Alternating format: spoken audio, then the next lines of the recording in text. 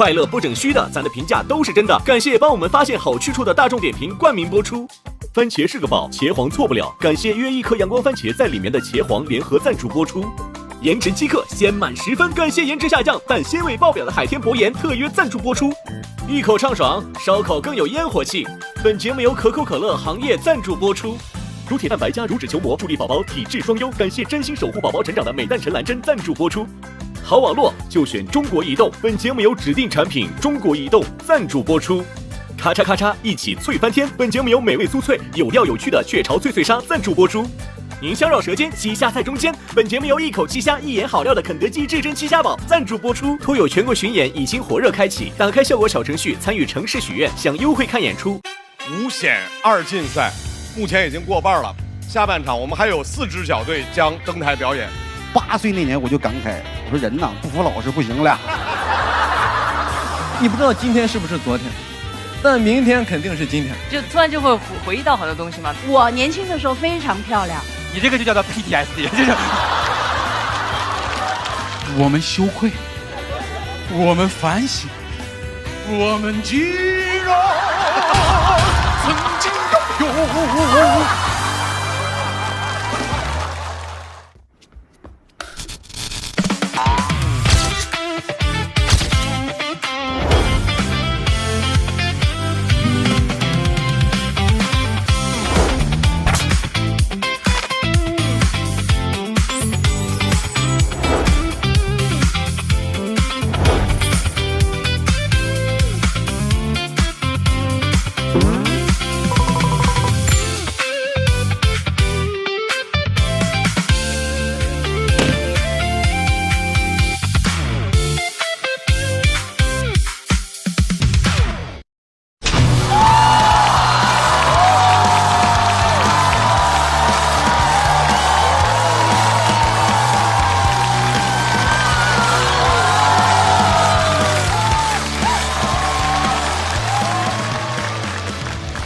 感谢各位，欢迎大家来到由大众点评冠名播出的《脱口秀和他的朋友》第3季，欢迎各位。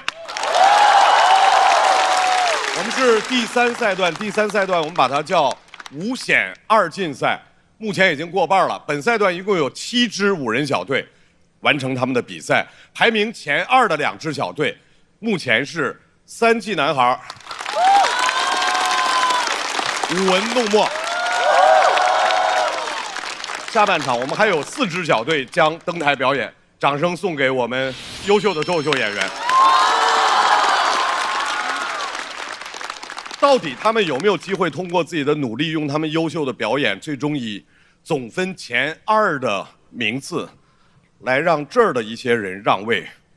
让我们来期待接下来的比赛。但是在比赛之前，我们先热热身，好不好？我们邀请了一位开场嘉宾。我非常喜欢他，怎么介绍呢？他是一位没有参加歌手的音乐人，对，没有在巅峰对决的 rapper， 没有在任何脱口秀节目里面比赛的脱口秀演员。掌声有请，哈哈草。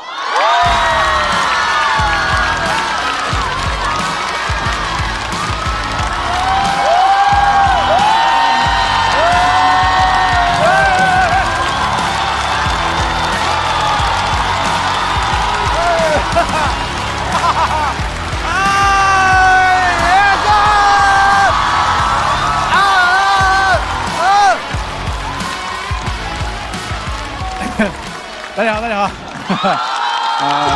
好，我就是张绍刚老师说的那个3无产品啊。我这一开始真的要来开场挺紧张的，但是我仔细一想，我又不必，没什么压力。他们还在这个幽默高考里面，还在这努力的比争那个大王，我已经保送摩利哥先生了，我反正。真的朋友们，我发现当歌手太爽了，一首歌火了，我能唱10年，还不用自己写，我自己吭哧瘪肚写一个段子，在线下讲个2年，骂你的小某书用户就能起号成功了就。我当年就是因为讲老段子，被观众抓到过，被他线下真实了。当时在我们长沙西凤路101号某虎养车对面2楼的笑麻剧场。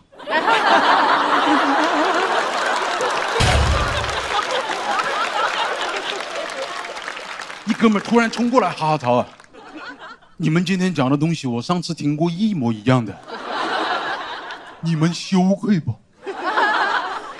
说实话，我们羞愧，我们反省，我们既然曾经拥有。干吧！当歌手挺爽。这次去真的挺多收获，我其中最重要的一个收获就是我发现我认识了我自己是个什么嘴脸。人呐，真的是不能让我这种小人得志。我这音中刚混出一点点名堂，我发现我本就翘翘的嘴巴居然还能更翘。我那魔力哥第1期刚晋级回校麻，看到昔日那些 homie， 我就管他们叫臭搞笑的。我还翘着个嘴巴叫他们做人，我说要你们多去 KTV 唱唱歌，搞得我害你们一样啊！现在好了吧，你们还是臭搞笑的，我是歌手。我真的就庆幸给我淘汰的早。你真要让我再往后混个2轮，我还歌手，我天王。到时候曹天王就要去北京鸟巢也开演唱会，那你们就可以看见4大天王里魔力红、魔力海、魔力青当中的魔力哥。来了，大家也不用举灯牌，直接掏出大众点评打卡，别人打扣，你们打卡，把鸟巢耍成哥的哈哈巢。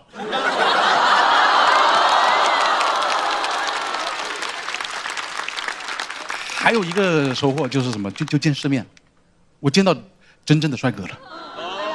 啊，没有说各位兄弟们不好看的意思啊，就是我之前在这里从来没有颜值焦虑过。我之前真的是，我在这里我觉得世界上最帅的人是张俊。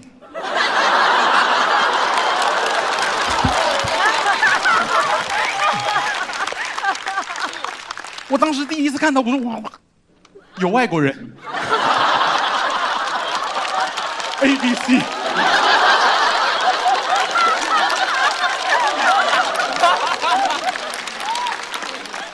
这一次我去那音中，我认识一个男团队长，哇，那才叫帅！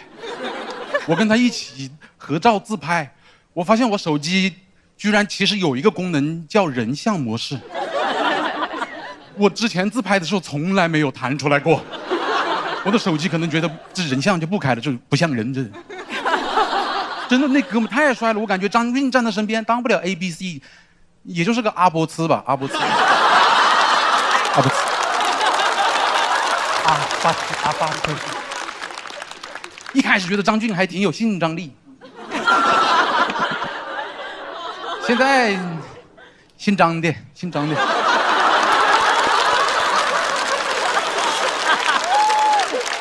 姓张的，竞争力很强啊。那个男团队长是我一开始被分在那个音中的颜值组认识的。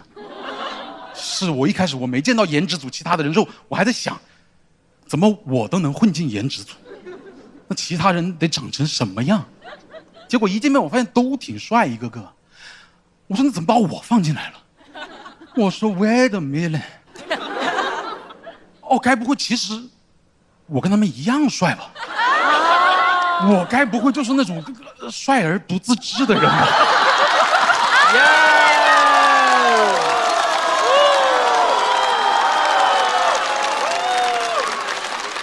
后来我们颜值组一登场，我走最后一个。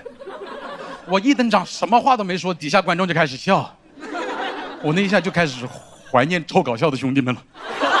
真的，以前我们这帮人聚在一起，老说什么抵制颜值焦虑，反对白幼瘦审美。一去外面那个歌手舞台上来一个白白瘦瘦的帅哥，那底下观众是真叫啊！什么大道理都比不过一声啊！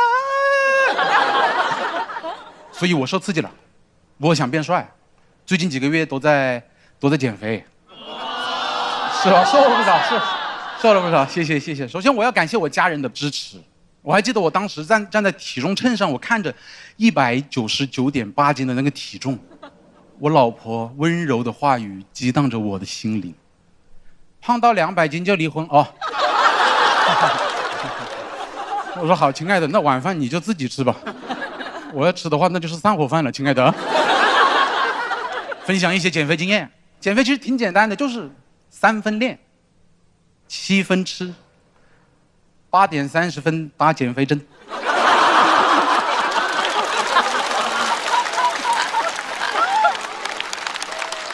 哈曹大方承认使用减肥药物。是我那是一个朋友给我推荐的，说这个药，哎呀，娱乐圈不少人都在用，然后我就用了4个月，瘦了40斤。哇！当时我明白一个道理，你减肥你不能相信那些网上说的明星都在用的产品，你得用点明星真在用的产品。当然，这个药你得科学使用啊，你得去医院减肥科让那个大夫给你开。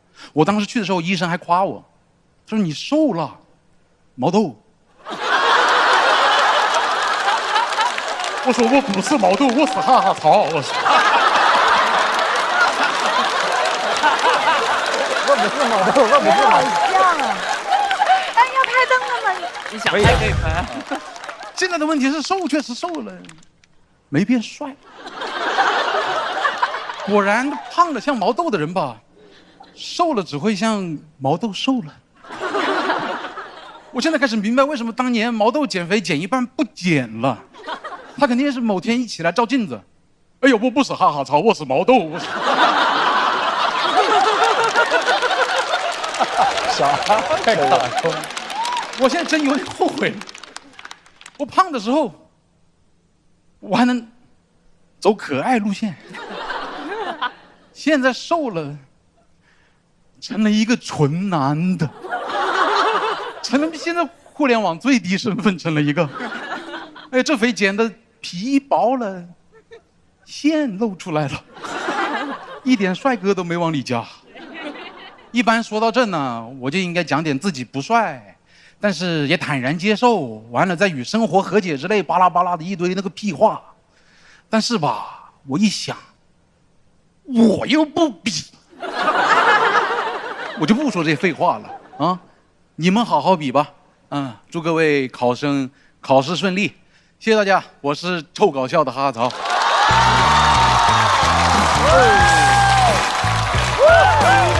好棒一个！来，再次掌声送给哈哈曹，感谢哈哈曹的表演，也希望哈哈曹在其他领域好好发展，也不用发展的特别好，这样就能和我们常常的保持联系。再次感谢哈哈曹，聪明。我们下半场的比赛要正式开始了，介绍一下规则。我们这个赛段一共有35组选手，在赛前组成了7个小队，队内5人轮流表演。每个队员表演后将公布所得到的票数，5人票数相加就是小队的最终分数。所有小队表演结束之后，总分最高的那2支小队完整保留，全员晋级，并且有机会角逐年度冠军团。其余5支小队解散，进入到待定状态，根据个人票数的高低补足本赛段剩余的晋级席位。本赛段一共有25个晋级名额。现在排名前2的2支队伍分别是3G 男孩972票，舞文弄墨895票。在这个赛段，笑团一灯代表的是1票。现场观众200位也是一灯一票，为什么？因为好的表演应该由大众点评。所以各位朋友，你们手里面的每一票都非常非常的关键。但是呢，多说一句啊，压力是演员的，不是你们的。大家调整心态，放松，就当看一个大型的拼盘表演，好不好？把最热烈的掌声给我们马上就要上场的演员朋友，好不好？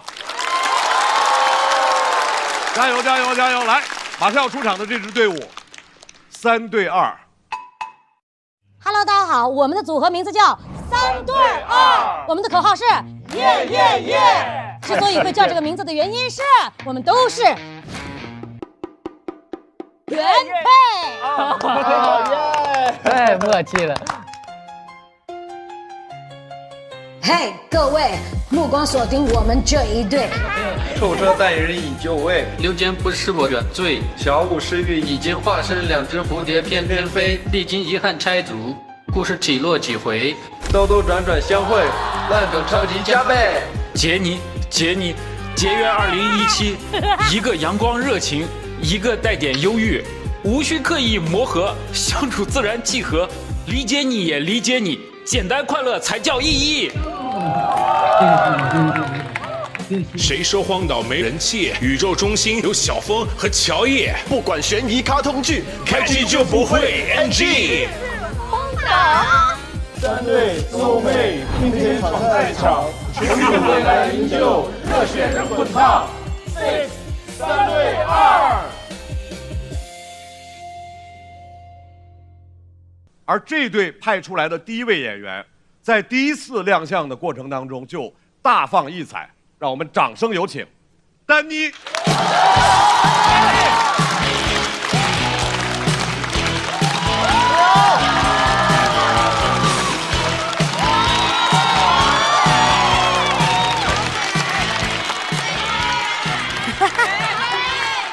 大家好，我是丹妮，我是一个音乐剧演员。这2年呢，我迷恋上了一件事情 ，SD。SD 就是观众在剧院门口跟我们合影签名这个环节啊，我太喜欢这个环节了。观众非常热情，有的时候他会扑上来，丹妮，我好喜欢你，可以跟你合个影吗？可以祝我高考加油，身体健康吗？哦，谢谢，拜，加油，痛快。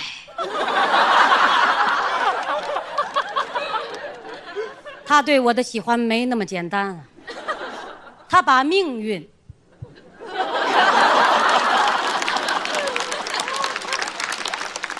交到了我的手里。当然，面对这种非常热烈的喜欢呢，就是会露出笑容的，那是一种 Super Idol 的笑容。我太喜欢这种被人认可的感受了，我所以希望每一天都能有。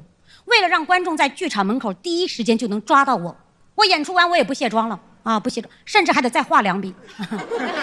说实话，就像干 SD。但是人真的不能太迷恋一些事情。有一次我们剧组巡演去了青岛2点开始，4点结束。结束了之后我就去海边玩了，玩到天黑。回去的路上，我再一次路过我们的剧场，看到有个演员还在 SD， 4个钟头啊，潮汐都退了。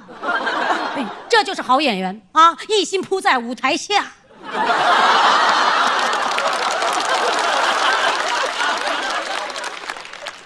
我看不得一个演员这么辛苦啊，因为我没有。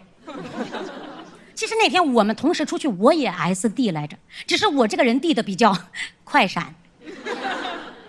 那天的票房明明很好，门口堵得水泄不通，但是我就是离开的很顺畅。我没有卡顿，我感觉观众给我让出了一条路。走吧，只能走，离开人群。这时候我看到有一个陌生人缓缓向我走来。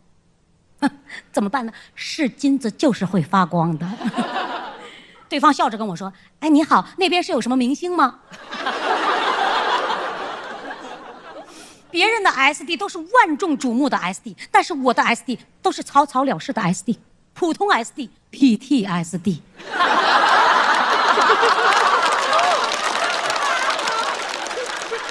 我在想，如果有一天我演到了主角，一切都会好起来的。直到我演到了一次主角一个73岁的老太太。除了我，还有3个小鲜肉演我院子里的鸡、狗、猫。有一次我们一起走出剧场，所有的观众歘，全去找那3个小动物了。为什么？为什么不尊重老人？怎么有人看了世界杯之后，他说他最喜欢的队是啦啦队？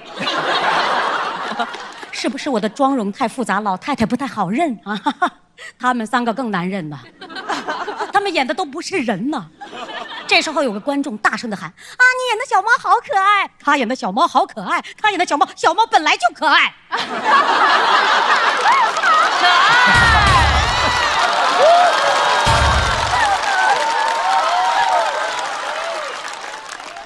老太太没人在意，我只能慢慢的走向大巴车。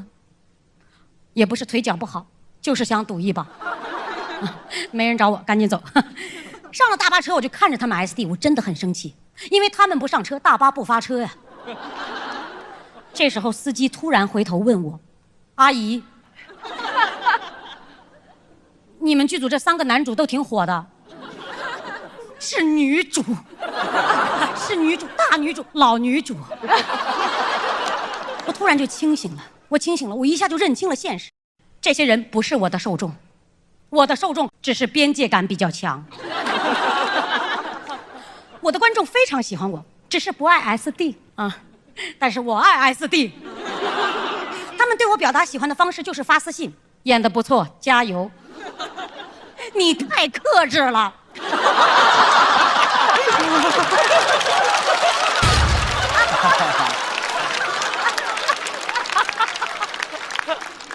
你放出来，你来现场，你递我啊！你别害臊，我主动，我先说话。你好，喜欢我吗？可以给你签个名吗？啊，可以跟你合个影吗？祝你高考加油，身体健康啊！要钱是吧？来。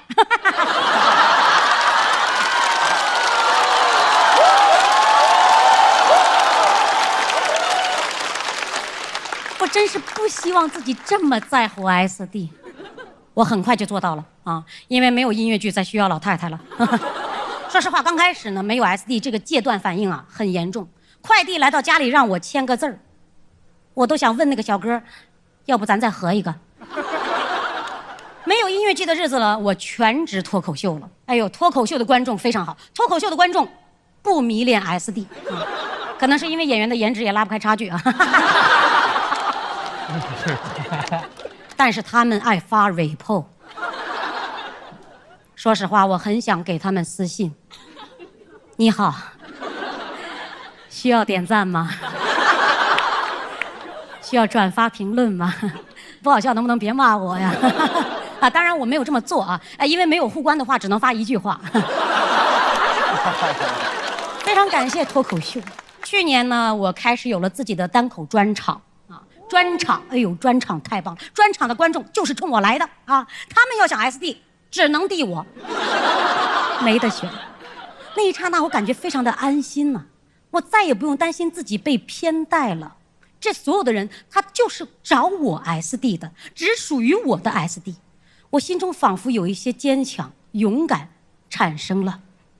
那一刹那，我意识到了 SD 它不再是 Stage Door 的缩写，它是 Super Danny 的缩写。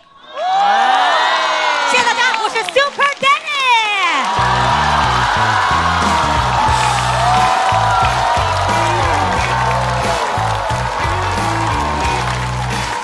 咱们组要走了。来，各位抓紧最后的投票时间，投票倒计时。再次掌声送给丹尼。Super Danny，Super Danny，谢谢，感谢老师。徐颖已经笑得不行了，又。对，我又笑，但是最后你说我就是 Super Danny 的时候，其实我还是很感动，就是。谢谢老师。就没事，我经常感动，可能上岁数容易这样。就是。首先你特别好，节奏感、你的控制能力、你的表现力，我都觉得是非常优秀的一个演员。我记得很多年以前，现在任素汐就是很好的演员，超级棒。她当年在演话剧的时候，还没有人知道她是谁的时候，那时候驴得水，我去后台去跟她表白去了。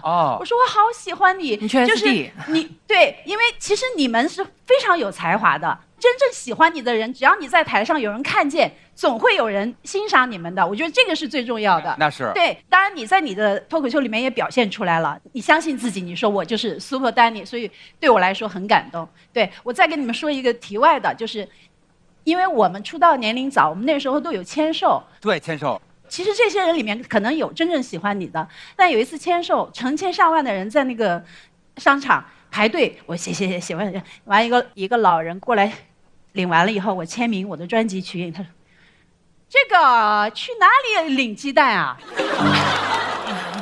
就是当时你可能有一定的知名度，或者是商业的这种宣传，那个就是一个形式上的东西。但我觉得我需要的还是你的观众，真正喜欢你的人，他对你的这种欣赏，我觉得这个最重要。长久的喜爱。谢谢老师。而且我们都特别喜欢丹妮在台上说话的那些哇那些风采，对，那干 SD 啊，然后而且 PTSD 那块太巧了，我觉得太好玩了。普通 SD。对，而且光说话就爱听。对，而且我特别喜欢丹妮，就是我觉得她身上她有个力量，我感觉她很有勇气。就比如我如果是一个音乐剧演员，然后我一直就是没有得到我想要的那个 SD， 我会不好意思说，我会装作就是，哼，我才不需要 SD。你这个就叫做 PTSD。我就会就是强行的我就会感觉会躲避。但是故意那个。对，但我觉得丹妮她是遇到任何问题，她都是敢于去解决，然后去找到那个解决办法的。她可以从脱口秀的方式去找到她的朋友们，然后去可以从脱口秀的方式把自己这个心里把它变成一个让大家乐的这个点去说出来。所以这样的一个解决方法是我特别喜欢有解决能力的人，所以非常喜欢丹妮，加油，Super Danny！谢谢老师。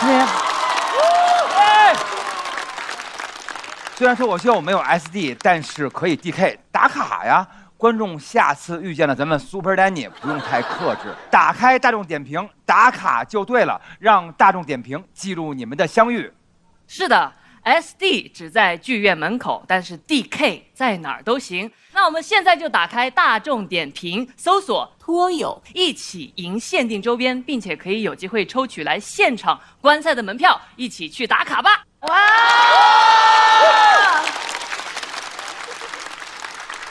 谢谢。作为我们下半场的第一位开场的演员，丹妮已经用自己的强大的舞台掌控能力，给大家留下了非常深刻的印象，也为下半场的比赛做了一个非常好的开场。是的，我们来看一看，在优秀的开场、优秀的表演之后，他得到的票数是185以上吧。有180，有190，190。190。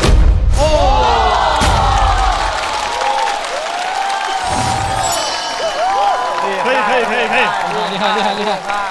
不错，开始还行。187，非常高的票数，再次掌声送给丹妮。谢谢老师。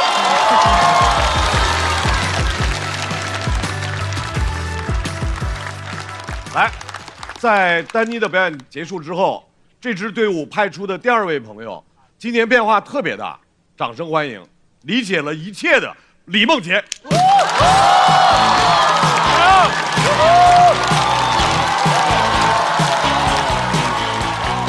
Hello， 大家好。谢谢。我叫李梦洁啊。一比赛就又到证明自己的时候了。我最痛苦的是，每次需要我证明自己的时候，我都会发挥失常。我朋友安慰我说：“那这就是你的正常啊，你已经证明过你自己了。”我上次证明自己失败是给呼兰开场。我知道可能很多人不认识呼兰。认识，就是搞砸了一个前辈的工作。我当时很自信啊，我准备了10分钟的段子和5分钟的笑声，正好15分钟，我9分钟就下去了。这本来是一个很温暖的故事。我去年刚淘汰，呼兰就给我发微信说：“梦洁，你淘汰把哥难受的。我的专场草台班子8月底上海启动，你来给我开场，线上5分钟发挥不出你的魅力，你给我来一套15分钟的。”听得出来，呼兰爱财，别人恐惧他贪婪，把我当股票了，抄底我呢。中国胡菲特，我说其他演出全推掉，整个8月都给你。整个7月份，我泡在杭州的小剧场打磨了一套段子，场场好笑，笑得我都害怕，我怕呼兰接不住啊。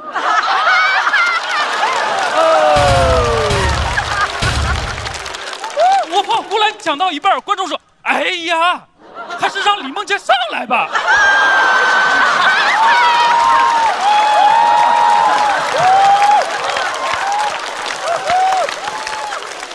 我已经准备好了，去上海扬名立万。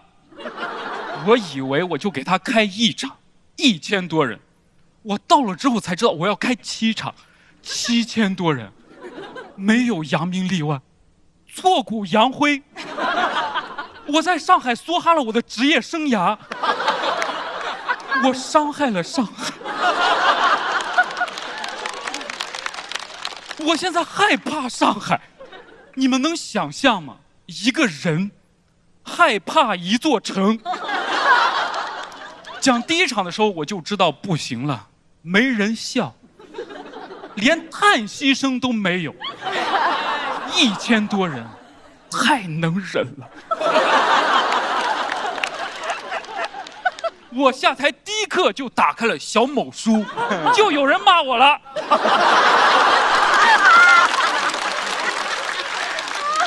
7分钟前发的 report， 我当时还在台上呢。你喊一声我就下去了，没有必要占用公共资源。看完那1条，我就把小某书卸载。理论上我只看过1条骂我的。第2场上台前，我还安慰自己，我说李梦洁，那就扬名立千吧。上台2分钟，我都恍惚了，怎么跟昨天一模一样？原来昨天不是发挥失常啊！观众像法官，维持1审原判。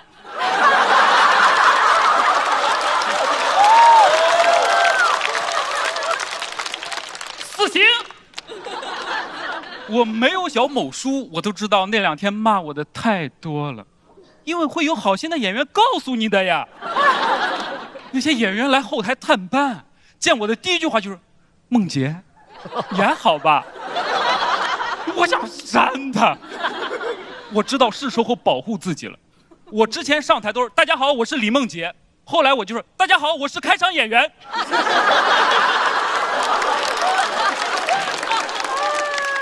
什么扬名立万，直接隐姓埋名。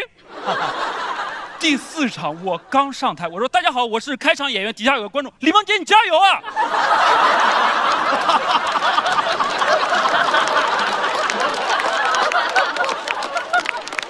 我赶紧开了个玩笑，我说哦，你们也太热情了，那我也给你们一个福利，你们笑得越大呀，我下去的越早。笑声震耳欲聋，掌声经久不息。我是开玩笑啊，他们真想让我走。7场演完之后，呼兰的眼神里有一种投资失败后的倔强。他说：“梦洁，这次应该是我没有让你演舒服，我还有4个1线城市，你开。”我说：“我不开。”你被套牢了。工作人员还安慰我，他们说：“李梦洁，你别怕，其实演到后面，你的风评反转了。”拿着小某书让我看，标题是这么写的：“呼兰的专场后劲很大，李梦洁没有你们说的那么差。”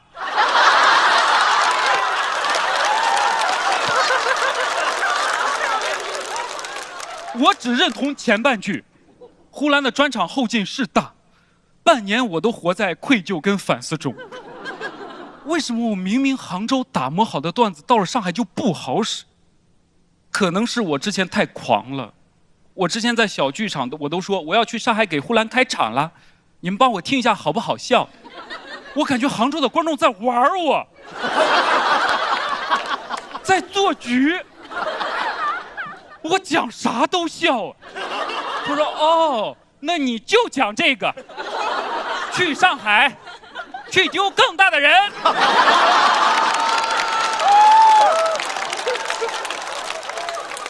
我以为我已经把人丢完了，没有。今年3月底，一个平静美好的中午，我点了一份精致的外卖，打开了罗永浩十字路口和杨笠的对谈，毫无征兆啊。罗老师说：“前阵子呀，我去上海。”看了呼兰的专场，那个开场演员凉的呀！为了保护孩子，我就不提他的名字了吧。我心想，不能是我吧？我打开弹幕，就是李梦洁。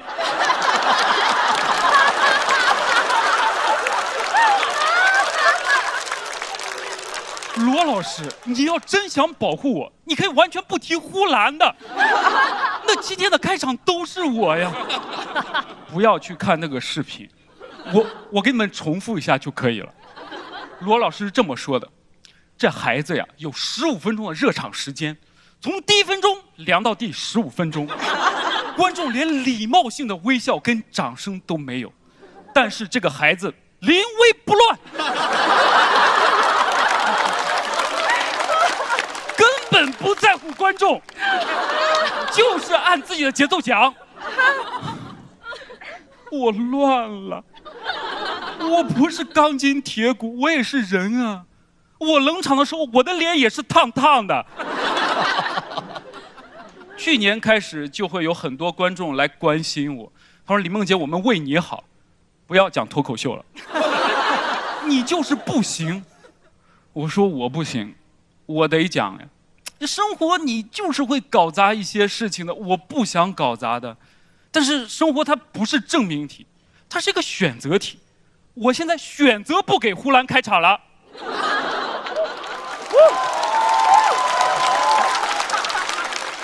还有很多人来问我说：“李梦洁，我求求你了，告诉我们你开场到底讲了啥呀？”其实没有人问我。我自己想说，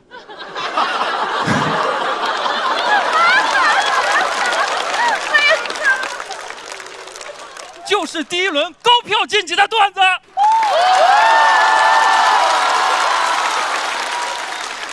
我不是图这个啊，我等了3年，我就是等一个机会，我要争一口气。我不是为了证明我了不起，你可以说我不行。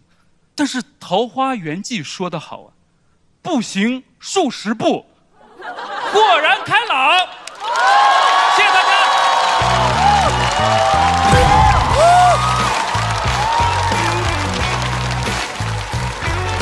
哎呀，太棒了，李梦洁！李梦洁，最好的李梦洁，就是高分。来，各位抓紧最后的投票时间，来投票倒计时。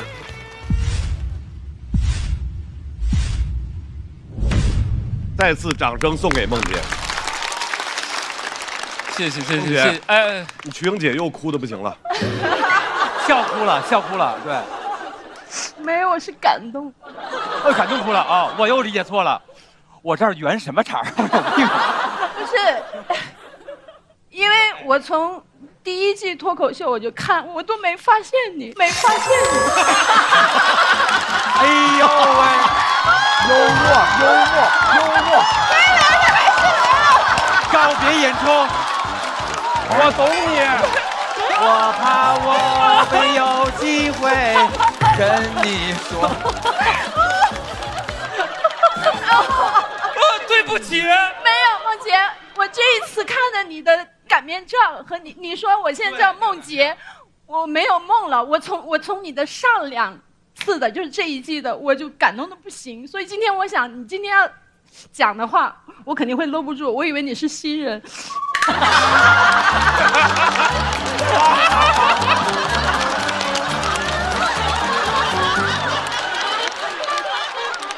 再问是一种处境。因为你真的讲的太好了，谢谢。我觉得之前没出来，只是时机未到。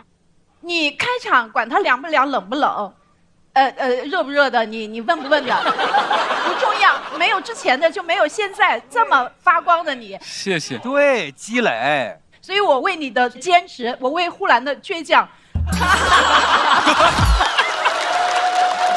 呼兰有慧眼，替他开心，深深打动了。是。但是呢，梦洁是这样，刚才瞿颖姐在鼓励你的时候说了一句话，说开场冷不重要，还是重要的。我是说给呼兰的那个之前的开场，主要说给呼兰听。对对对，哎，真的特别棒，真好，特别棒。鲁豫是不是有感觉这一季梦洁像换了个人？我总觉得一个人在舞台上被看到的时间点是不一样的。有的人可能在那个时间点到来之前就先走了的话，就会等不到被看到的时候，我会觉得特别可惜。我刚其实也跟瞿颖一样特别感动，其实我的泪点偏高，大家看不出来。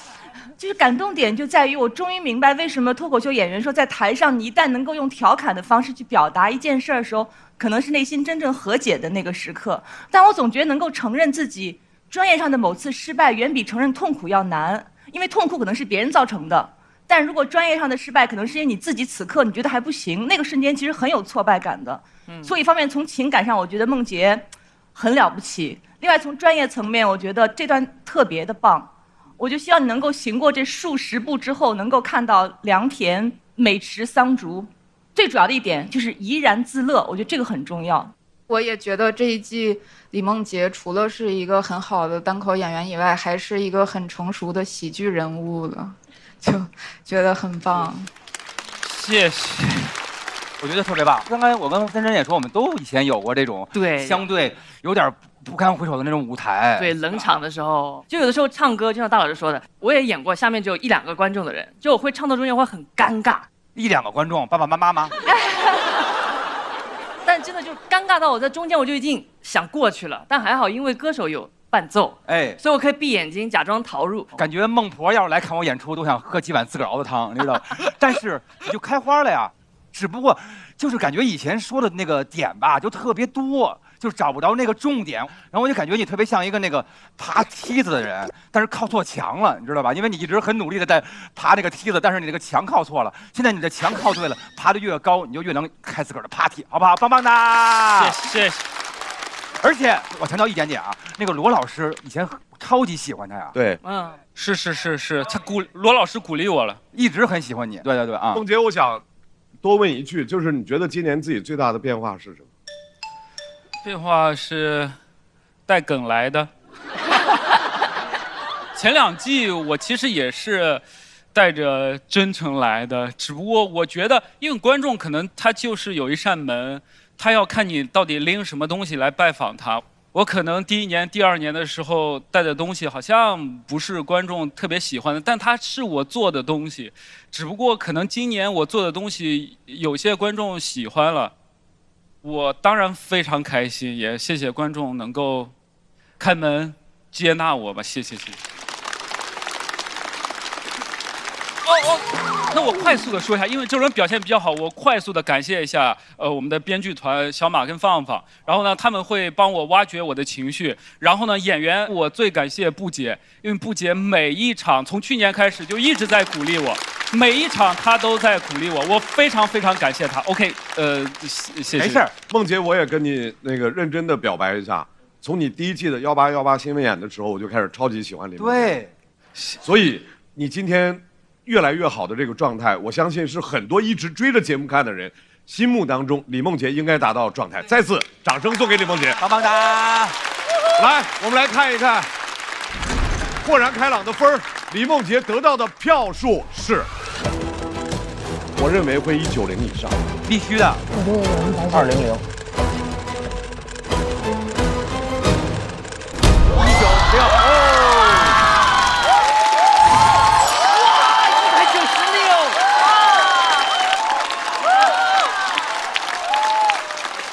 李梦洁拿到了196票的高票，梦洁回到自己的队伍。你太棒了！没有赛出来也是个优势，对不对？对，对不对？对，才能被你看见。不，我是幸运我看见，但是线下肯定已经很多人看见了。对我觉得后赛其实也挺好。对，先胖不算胖。对，没，先胖也有先胖的好处。你们俩是平时关系好吗？还是因为我记不住你们的名字？我俩属于是患难兄弟。因为我自认为我是脱口秀的铁粉儿，我自认为老人我一个都不落下的都认识，唯独我对你。第1季脱口秀我就看，我都没发现你。我今天我就很多感触，我之前的都是铺垫，都是为现在。就跟脱口秀一样，你铺垫够扎实，梗才够响。哇，这底打得好，底打得好，底打得好。他们说这个脱口秀吧，就是让我一下子就感觉认识他了。我有这个感觉，你知道吗？所以能让你听进去，让你感受到他们的这种温度，我觉得这个其实挺不容易的。所以我也挺替你们感到高兴的。我就像当弟弟一样，从我心里就是特别愿意他们比赛顺利，创作出来好作品，这就是我一个很直接的一个愿望。谢谢，耶耶！这支队伍马上派出来的下一位，翻山越岭来说脱口秀的世玉，掌声欢迎。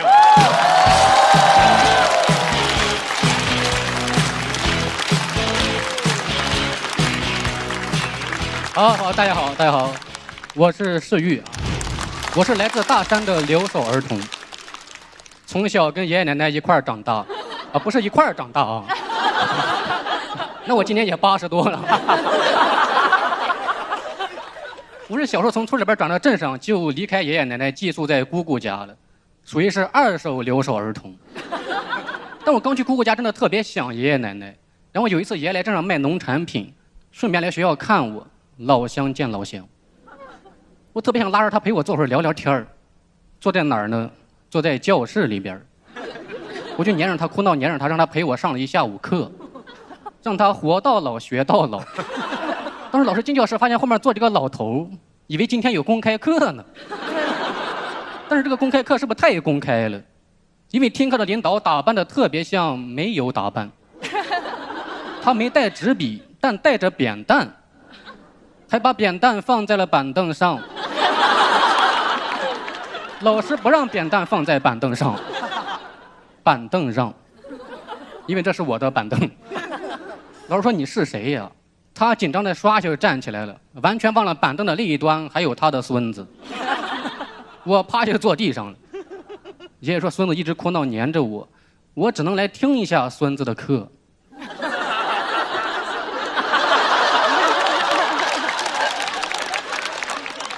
老师说你别说了，坐下听课吧，爷爷。哎，你们有人跟爷爷做过同桌吗？我爷爷特别爱交头接耳，因为他听不懂，他老是问我说啥时候下课呀？我想出去呀。他坐不住，他说他要回去放牛，我没有放他。我说你不学，别人还要学呢。3年级是最关键的1年呀。我们那天下午上了4节课，我们俩一点都没听，我一直在劝学。我就套用老师那些话，我说你现在不学习，以后长大只能去种地了。他说我就是种地长大的。他说我坐不住，心里边慌，把你的作业本给我。我说你不会想记笔记啊？他说他要卷旱烟。他心慌，想抽个烟压一压。因为我之前在家里边经常用我学完的课本给他卷旱烟。因为这样的话知识好吸收一点。他学习是不过脑子的，过肺。肺有诗书气自华。但是我那天没有给他卷旱烟，因为语文课是不让做手工的。然后他很疑惑地问了一个让我很疑惑的问题，他说你们这啥学校呀？上课都不让抽烟。我说下课也不让抽烟。他说那我再也不来了。因为他是一个非常胆小内向的人，但是他父母希望他英勇高大，给他取名叫英高。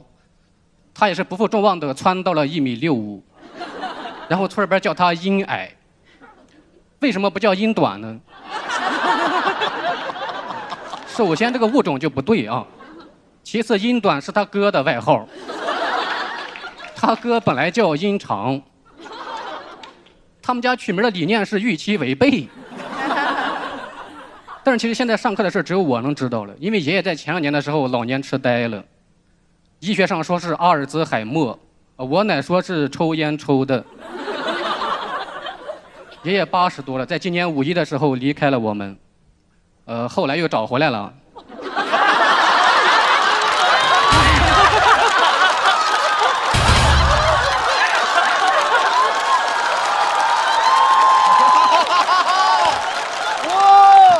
他跑丢了。所以其实跟你们心里边想的那个答案相比，跑丢了都属于是喜事儿了吧？大家放轻松听啊。但是你说5·1我的演出档期早都定了，你5·1要跑丢，你起码4月份给我对一下吧。很难抉择呀，因为作为一个脱口秀演员，你们才是我的衣食父母，而他只是我的亲生爷爷。但是从伦理道德上说，按理说他也是你们的长辈儿，你们都应该回去帮忙找，你知道吧？但是你们没有去，我也不怪你们啊。我去了，我把演出都推掉了，回去找爷爷。有人说看到爷爷往东边的山里边去了，我们在山上找的时候一直喊爷爷爷爷爷爷。那一刻我总感觉我还有6个葫芦兄弟。在东边山上转了好几圈没找到爷爷，但是遇到了蛇、蛤蟆、蜈蚣，感觉就差一个蝎子精了。那时候我觉得葫芦娃不是动画片，是纪录片。没找着，回来问那个提供线索的人，他说他认错了。我说蝎子精在这儿呢，你有毒吧？你把我当葫芦娃整，我真的很想骂他，但是骂出来播不了，我只能说叮当当咚咚当当。我敢说在座的没有人比我更懂葫芦娃了。我丢过爷爷，爷爷丢了，那心里不是一小点怕，那是很大的怕，那是个软的怕。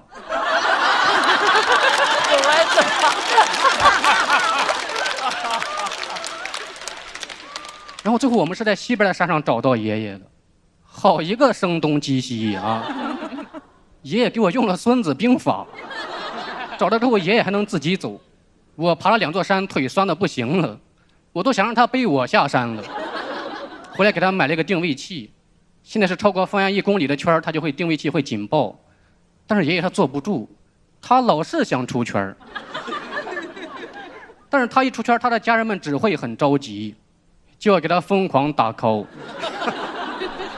他也不接。我说你别跑，真的很危险。但是他不明白，于是转身向山里走去。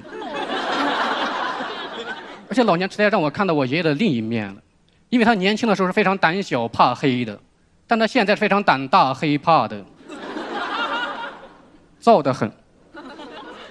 哎，80多了，经常 diss 那些60、70的年轻人，说你打我一下试一下。没有人想试一下，谁会没事想打老头玩呢？他说我年轻的时候村里边我谁没打过，我奶说你谁都没打过，你连我都打不过，就是没有奶奶你都不知道爷爷说的哪句话是真的。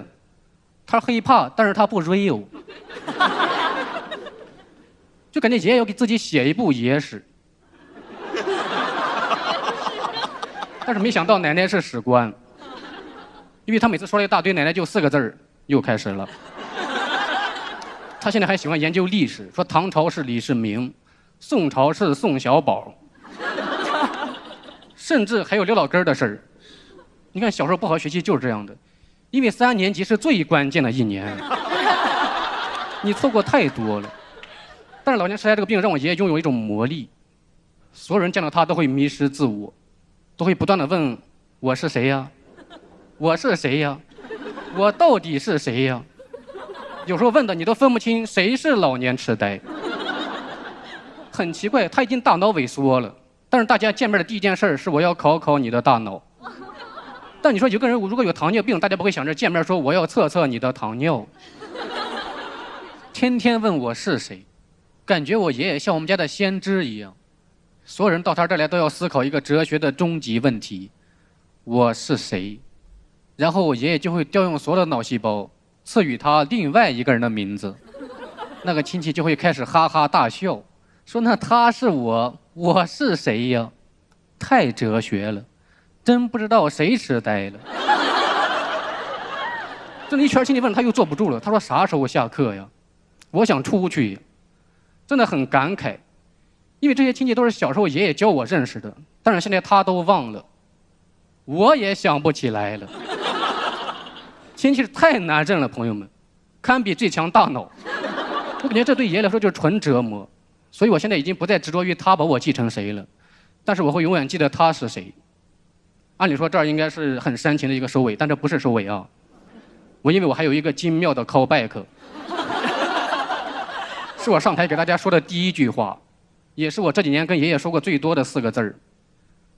我是世玉，谢谢大家，谢谢大家。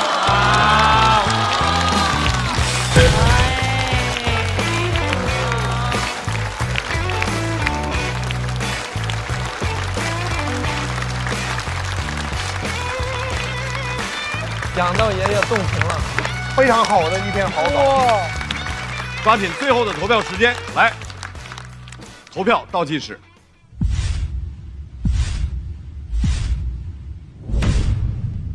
再次掌声送给诗玉。谢谢。诗玉现在爷爷的身体状态怎么样？身体非常好，身体非常就是，脑子可能不太记事，但所以这也是他非常的现在很矛盾的一个点儿，因为他身体素质特别好，因为他是种了一辈子地，他就是特别爱土地，但是他现在脑子不太好，他记不住他种过，就是他第一天种完，他第2天又种一遍啊，第3天又种一遍，就他种地跟我们写段子一样，他一直往上翻啊，负重前行啊。很喜欢诗玉的这个故事，能感觉到你上台的时候还是稍微有一点，刚上台的时候有点紧张，对吧？紧张，确实紧张。其实你的故事特别能够，吸引到我，说的就是，虽然我也知道你紧张，你节奏也很平，然后语气也可能。没事，咱们再等一会儿，后边是好话。这个不重要。对，有好话。这个不重要。不要先笑，对。我可以在听你的故事，我从故事里面我能感觉得到你是一个跟爷爷感情很好的人，是，你是一个就是善良、很淳朴的这样一个人。就是故事听得进去，我觉得这个是已经很好了。谢谢老师，谢谢。特别有温度。对。因为前边知道那个有这个病，然后我们就觉得，但是你非常的棒，因为你一直在处理，不要说到好像你是不是一直还是很用心在处理一个既说了这个事儿，一说了你的深情，但是同时又不要那么的沉重。对，就不敢写得太沉重，对。然后在说的时候，其实我也想起我爷爷，就是咱们说好，反正说轻松点了。我爷爷那阵儿就特别喜欢下棋。然后每回一放学就跟我说：“孙子，咱们一块儿下棋啦！”我说：“下棋啦，完了吧，嘿。”哎呀，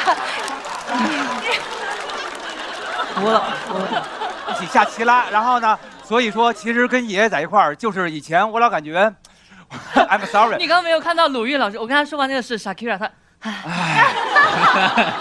服了。录这么久了还没服啊？周深。凡是只要是大老师一认真的开始准备发言，我心里面全是忐忑和不安。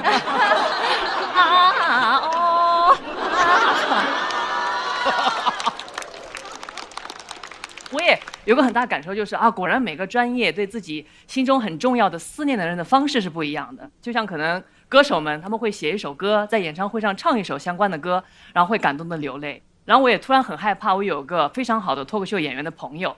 因为我害怕他怀念我的时候，他会写一个段子让大众来点评。对，所以非常期待他后面的段子和故事。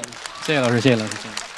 我理解诗玉，就咱们这个表演风格，就是演得好的时候，就是有一种4两拨千斤的爽感，但是演的场子没有那么热的时候，就有一种4两拨4两的无力，甚至拨的是2两啊。对。但是我觉得这种风格呢，有一种段子比较容易出效果，就是张力释放的那一种，就是你说找回来的时候，观众就一下就非常轻松。对。我是很喜欢你的这个稿子，我觉得你的叙事和语句都非常流畅。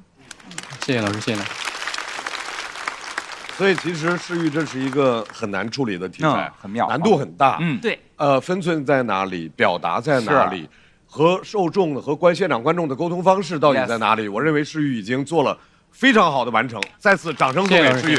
来看一下，在诗玉的表演结束之后，他得到的现场票数是。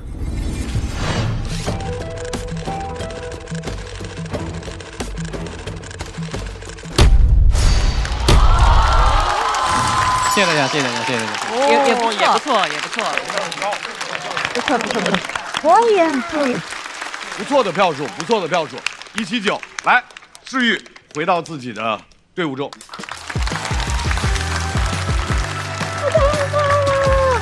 转。可以啊，诗玉啊，可以啊，加油加油！其实昨天录制节目，然后我下台拿到手机，看到我们家的群里边有20多条消息，我就知道肯定又有事儿，说我爷爷昨天又跑丢了。所以那一刻就是很复杂。如果没找到，可能我今天我也不比，可能我今天就跟爷爷这篇稿就永远就停留在一个开放麦的状态，它不会被大家看到。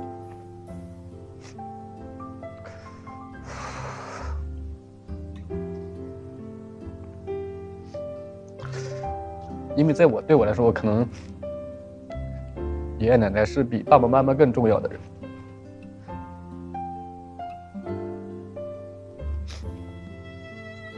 我们没有忘记他，而且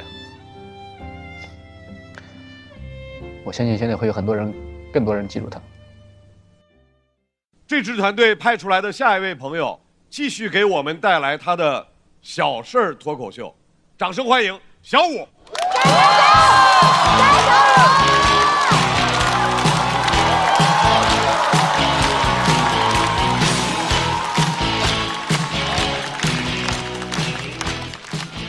Hello， 大家好哈，我叫小武啊，我叫小武。我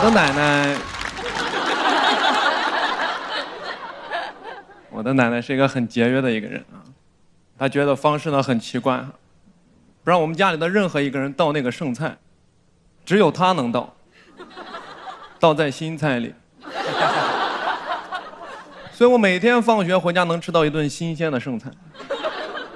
我很讨厌吃啊。但是你不得不吃，因为你一旦不把这个剩菜吃完，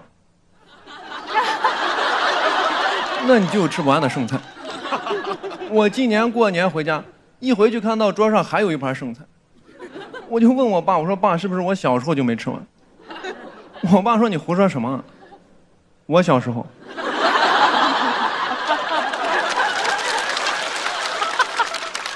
我跟你说，很多菜你这么做没有办法吃哈。像我最喜欢吃的菜是这个回锅肉，但我也接受不了这个回锅肉回锅。我奶还说什么之前一般家里想吃还吃不到，我说现在一般人也吃不到。我见过我奶最狠的一次，放学回家，亲眼看见她在厨房里面把各种不同的剩菜混在一起。大家想一下那个场景，一家5口人只吃1盘菜。但里面竟然有每个人爱吃的菜。我看着桌上的那盘番茄鸡蛋炒土豆丝加剩黄瓜，我说奶奶这不饲料吗？我感觉他能拍一期《舌尖上的315》。我说这饲料吃起来层次感太强了。他说这个在我们北方叫炖菜，我觉得应该叫昨天、今天、明天。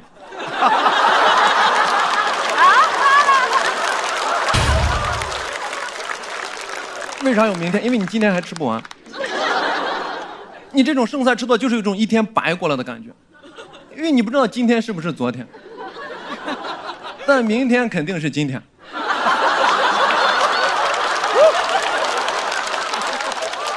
我奶也会找一些借口来搪塞。他说：“你看我们家这个饭菜虽然味道不可口，但里面什么添加剂都没有。我觉得还是得加点防腐剂的。”你这个菜热到最后，菜自己都说我好像有点坏坏的。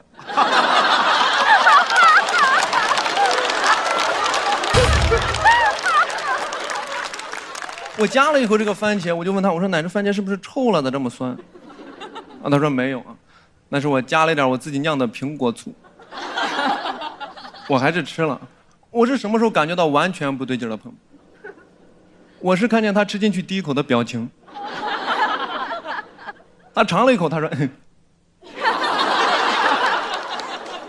你放心吃，番茄没臭，苹果臭了。”但是按照我们那个家风你可以不吃，你又不能倒，最后给我爷爷吃了。你要不说那老爷子身体好呢，才3天就出院了。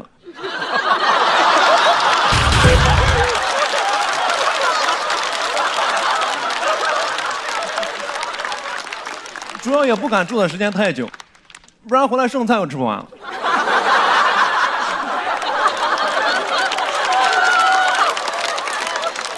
我有时候真的想给我爷爷点个外卖吃，我奶还说那个是什么垃圾食品，我说吃点垃圾食品吧，那不能只吃垃圾啊。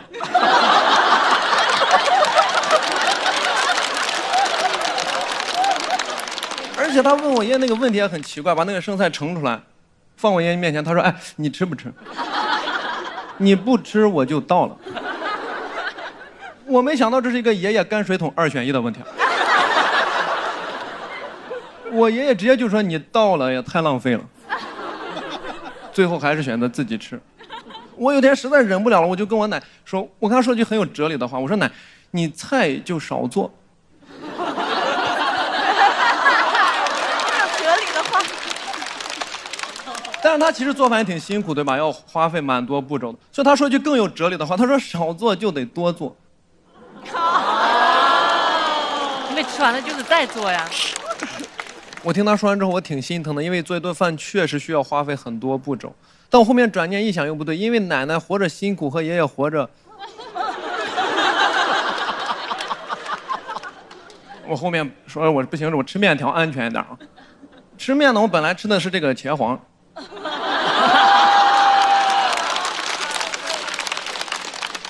番茄是个宝，茄皇错不了。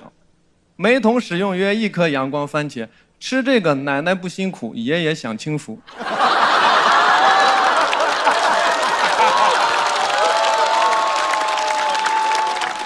我后面我说我想吃面条安全点，他给我煮那个酸汤面，你都不知道哪里酸。面条捞干净了，说碗里的那个剩汤也要喝了，说这个底最好了，让我喝。我没有见过他，我还是喝了，不然我怕我爷爷扛不住。我喝到碗底的时候，碗底竟然有2根土豆丝儿，我一眼就认出来，我说这不苹果醋里面的吗？我就跟他说我不想喝。但是你知道那个年代的老年人教育你的方式就是很直接，他当着我的面亲自把那碗剩汤端起来，倒进了我弟的嘴里。潜台词也很明确啊，你不喝有的是人喝。我是能理解你从那个年代过来节约惯了，对吧？但你说他节约吧，他又不自己喝。我弟当年才2岁啊，还不会说话。我奶根本就不管那些，他在旁边他说：“哎，人家咋没说不喝呢？”我跟你说，他要是再喝，他就会说话。第一句就是我不喝。那是我第一次对他发脾气，我实在受不了。我说你要这样，从今往后呢，不管什么剩汤，那就都他喝了。其实我当时感觉还是挺心酸的，说实话，因为我在想，现在条件都这么好了，对吧？大家想想，都21世纪了，我弟还要喝这个，那我小时候喝的什么？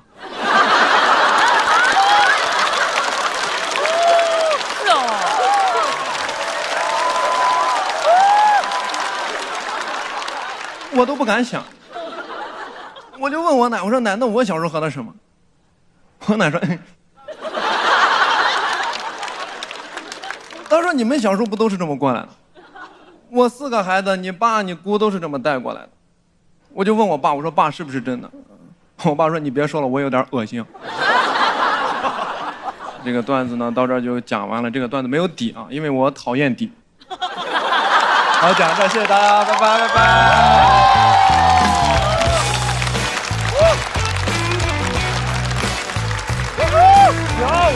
小五，来抓紧最后的投票时间，倒计时。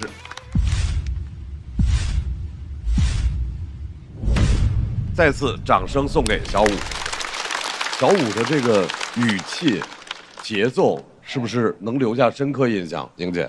小五他是有自己非常好的一个节奏在里面，虽然他不是那种说话都是一个语调，但是他节奏抓得特别的好。而且他这么普通的事儿，他每一番太多巧妙的地方，我都记不住，我都记不住。不是，精彩的太多了，精彩连连。对对对，我拍的是今天、昨天、明天啊，但是后来一番一番的有很多，我觉得小武是个天才，谢谢，没有天赋型的选手，谢谢。对。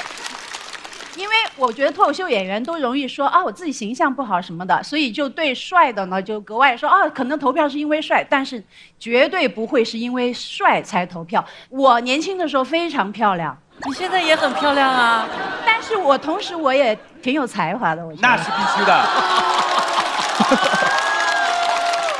但是像我年轻的时候，很多时候刚出道的时候会容易被说成花瓶，哎，所以我觉得是不能说。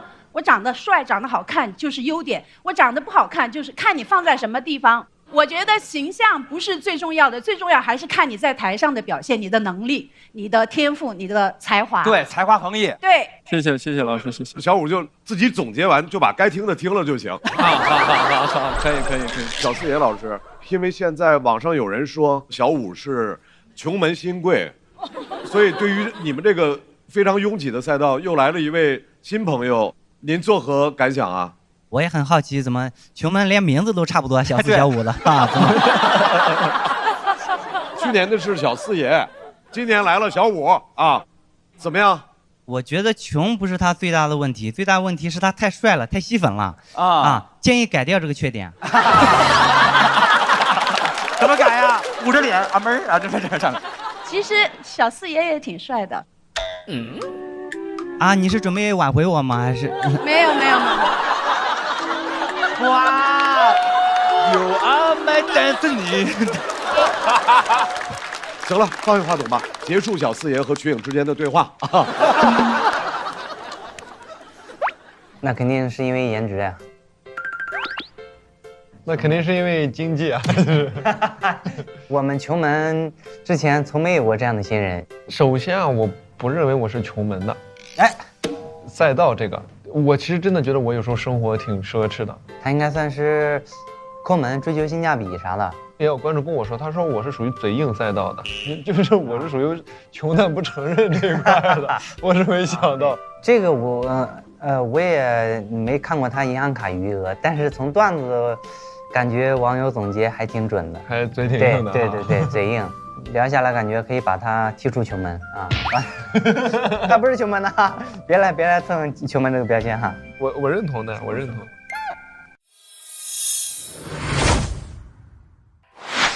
而且我觉得剩饭这个是一个很有共鸣的现象和话题，但是能下决心就是一整段都讲这个，就是说明题材挖掘的能力、创作能力很厉害，而且观众也都感受到了你的用心、关心和恶心。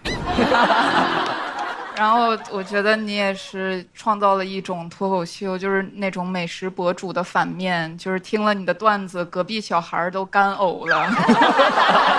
但是这恰恰我觉得引起了美食博主的兴趣，一定要去探店，说吃一口奶奶这个多少年了，变成一个冒险挑战是吗？他说这个恶心嘛，他就说的特别萌，他说那些菜都坏坏的，坏的。来，小五的优秀表现之后，我们来看一下小五得到的票数。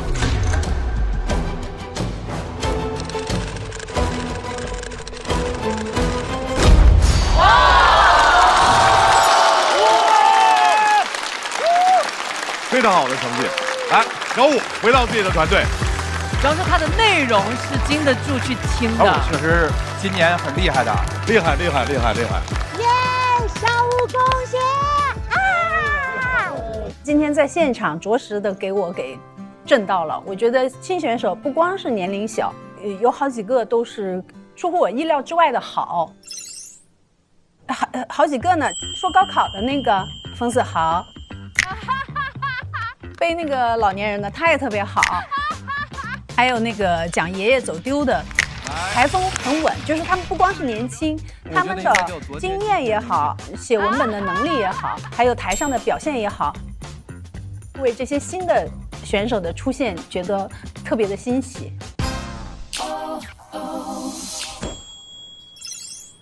年轻吧，傲慢吧，骨子里的傲慢，这个是我，在参加这次节目之后发现，哦，原来高人还是非常多的。上节目之前挺狂的，现在经历了一个完全不狂，然后又努力把狂劲儿找回来的这么一个状态。我不狂，我平淡，就是正常演。哎，我爆个料啊，是林琛主动跟我说的，第2轮我们要把场子找回来。但不是这个语气，我说第2轮咱们能不能把这个场子找回来呀？尊敬的各位前辈，能走到这个地方实属不易。我们确实其实一直是站在大家老演员的肩膀上面，一步一步向上攀爬。对，非常感谢。我们第1次参加比赛，我们都省着打你们呢。我可没段子了啊！不要让我写出来。前辈们，我什么都没说啊。哦，有些话还是得狂人来说，我还是一直服大家的。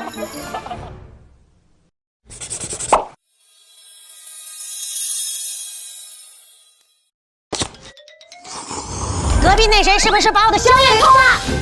他没偷，他没偷 ，tomato 番茄。那阳光番茄呢 ？Sun shine tomato 被做成茄皇了，因为每桶茄皇里都有约1颗阳光番茄。番茄是个宝，茄皇错不了。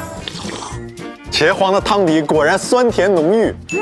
番茄是个宝，茄皇错不了。为啥脱口秀演员这么爱吃茄皇？因为番茄有梗，番茄是个宝，茄皇错不了。这一组派出的最后一组选手，今年他们要努力的走出荒岛。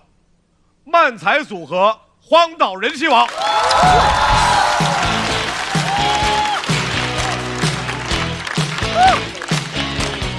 大家好，我们是荒岛人气王。好，那么在荒岛人气王的表演结束之后，我们也请3对2的所有的朋友回到台上，看荒岛人气王得到的票数是。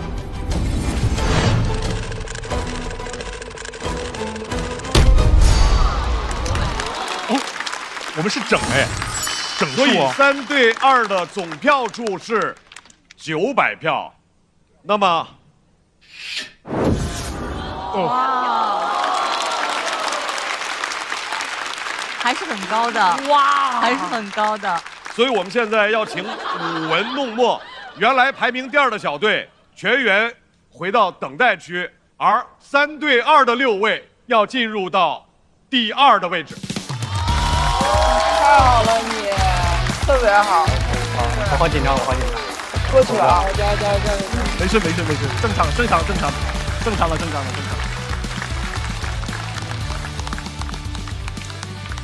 马上，5组选手已经做好准备了。我们先要请来的这位朋友哇，一回宫激起千层浪，引起无数人的关注和讨论。我们看一看，今天又有什么话想说？掌声欢迎陈小静。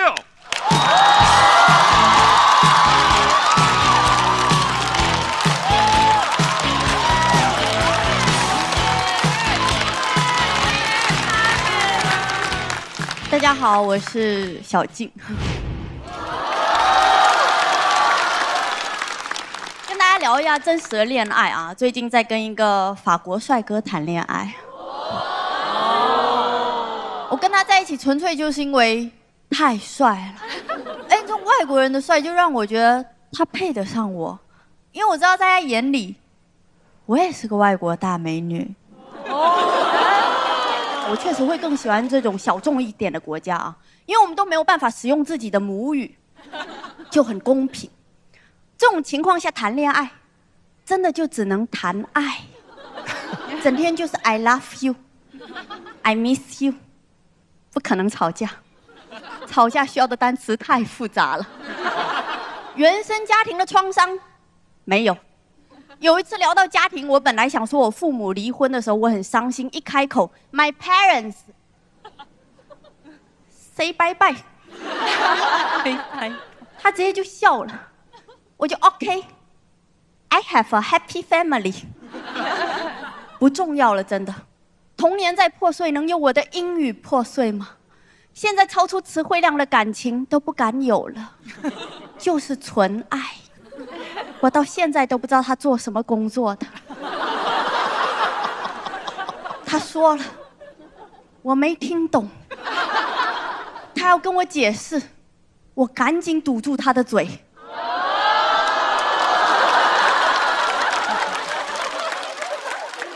原来比起爱得太浅，我更害怕学习。我确实也不好奇，我怕我知道了他的工作会忍不住问他工资多少。我们只是在恋爱，又不是要过日子。人和人之间一旦了解就会审判，所以差不多就好了。毕竟亲密关系第一个字就是亲。亲密亲密，亲一下密。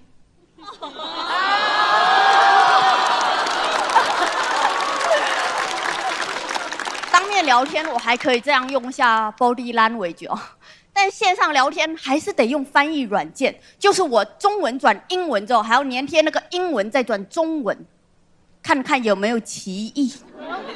就像我说我要强吻你，英文转中文就变成了我要给你一个热烈的吻，那种变态的感觉就没有了。他很难了解到我真正的人格，就是我在那边 dirty talk， 他听起来超级 clean 和 sweet。有时候我都怀疑他爱的不是我，是 AI。但无所谓啊，我们三个把日子过好了，比什么都重要。有时候看他跟 AI 聊的有点无聊了，我也会发挥一下。比如他天天说 I miss you， 我希望有点新的表达。我说我不敢再想你了，我怕陷进去。他直接一个视频过来，什么意思？你是不是不喜欢我了？原来比起别人让我解释笑点，我更怕别人让我解释情话。后面我都会批注我不敢再想你了（括号中国人表达思念强烈的一种说法）。久而久之他也懂了，带括号的内容只看括号就可以了。其实我们保持关系的秘诀跟很多夫妻离婚的理由是一样的，就是没有共同语言。可能人与人之间就是没有共同语言的。以前恋爱的时候经常会指责对方你根本不懂我，显得对方愚蠢又自私，跟外国人就不一样了。不懂不是很正常吗？我就喜欢他看不懂我，我甚至可以直接跟他说你的脆弱、敏感、忧伤我都不想知道（括号别说话，吻我）。大家都说情侣之间要多沟通，但沟通没有真正解决过什么问题。但亲是真能解决问题，那个多巴胺内啡肽一下就上去了，我就把它当西洋参。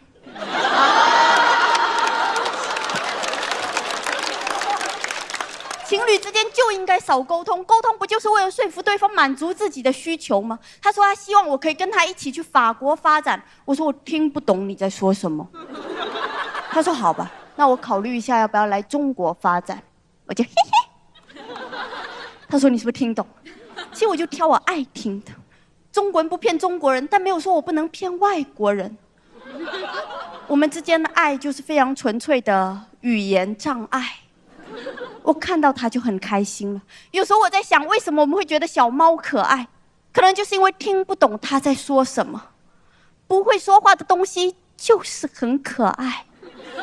你跟猫说一堆，它喵了一声，你觉得它好爱我，其实它可能就在敷衍你。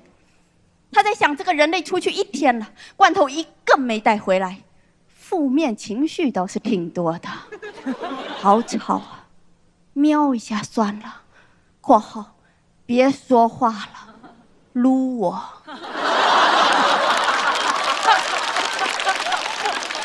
可能猫狗原本都会说话，怕影响感情就不说了。而且老实说，就算我再爱猫狗，我也不想听懂它在说什么。你想想看，猫整天追着你问为什么要给我绝育，你受得了吗？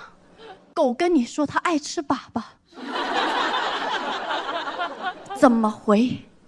我只能说吃点好的吧。所以我非常确定，没有共同语言并不影响我爱你。因为我需要的只是陪伴，满足我单向需求的陪伴。有时候我在想，人真的渴望被理解吗？我只是渴望被爱。你最好不理解，但爱我，毫无缘由的爱我（括号鼓掌吧）。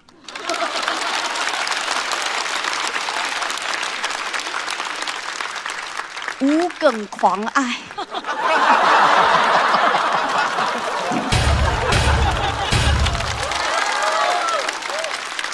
这才是我想要的。我特别喜欢一个剧叫《翻译官》。有人问翻译官，这个世界上有多少种语言？翻译官说，这个世界上有多少人，就有多少种语言。所以，尽管我们在使用相同的语言，还是很容易没有共同语言。这句话真的深深的影响了我。现在我跟法国帅哥之间有任何的不愉快，我都会提醒自己放下对沟通的执念，敞开怀抱，再谈一个其他国家的。过度沟通就是一种情绪劳动，我不想劳动了，我也不想再用任何复杂的语言来包装自己了。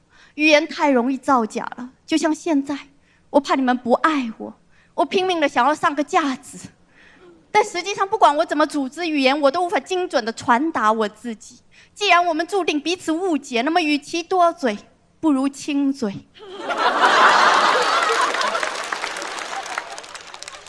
知道吗？不管我说什么，括号里都是，请爱我吧。谢谢大家。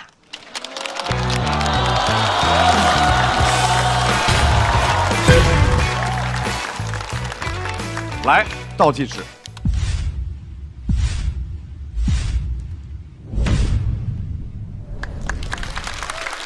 我觉得小静因为可能口音啊、气质的关系，所以讲什么尺度大的段子都让人觉得很纯爱。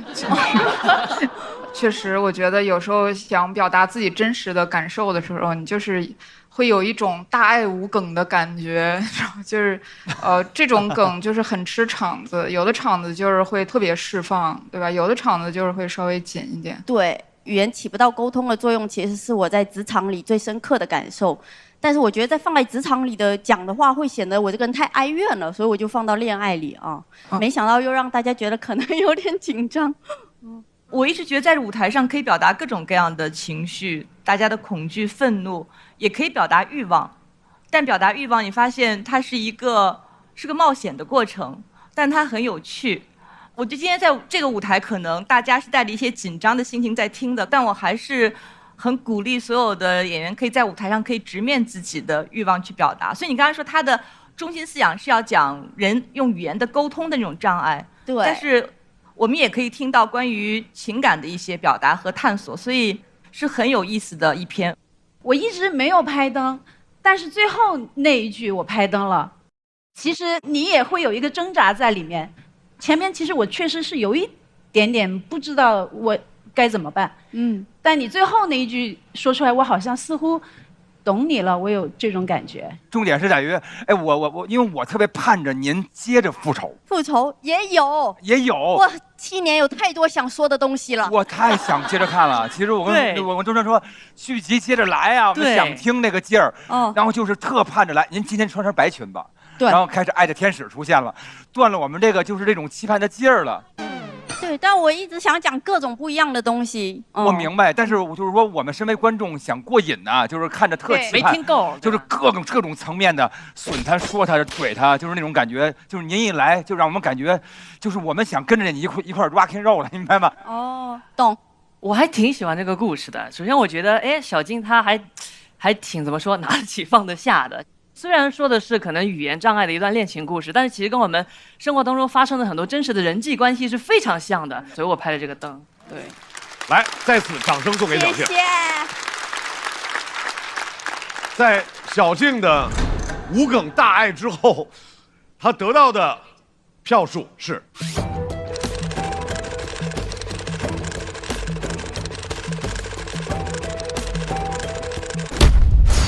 168。掌声送给小静。哎呦，没事，讲得很好，稳住了。广志喝什么呢？温柔。啥玩意儿？当风卷落第一片梧桐叶时，这杯奶茶便是人间温柔的序章。不就是秋天的第一杯奶茶吗？此言差矣，它是无需斟酌，不必纠结，全交由美团小团一键下单的秋天第一杯奶茶。哦，那啥是美团小团？打开美团，点小团，直接告诉他帮我点秋天的第一杯奶茶外卖，他就直接帮你推荐你爱的味道，还有机会抽到满18减18的奶茶券哦。果然，每一口甜都是藏在智能便捷里不肯褪色的爱意呢。这支团队要派出来的第2位演员，掌声欢迎樊小白。加油加油加油！第3位朋友小杜。嗨，老板，你们好吗？看一下票数是。掌声送给樊小白。好，我下次再来，下次再来。小杜回到自己的队伍里。怪我了，怪我。来，各位兴奋一下，马上的第4位来自长沙笑妈俱乐部，外表看起来像小孩，实际内心就是个小孩。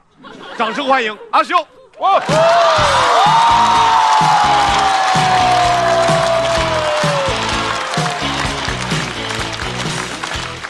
谢谢，感谢大家，非常感谢大家，好吧，我们开始。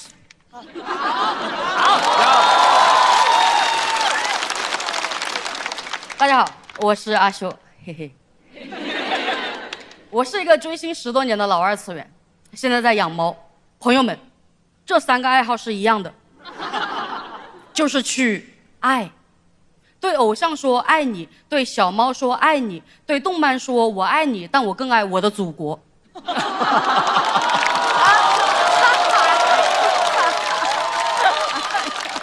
我一直在学习怎么爱，我现在不仅会爱，我还会 love， 擦了，爱してる，喵喵，都是在外面学的，因为没人教我。小时候没有感受过，我每天我的妈妈做完饭就出门，她几乎不陪我吃饭。我都怀疑过他是不是回避型人格，给他发过一套人格测试题，他没做。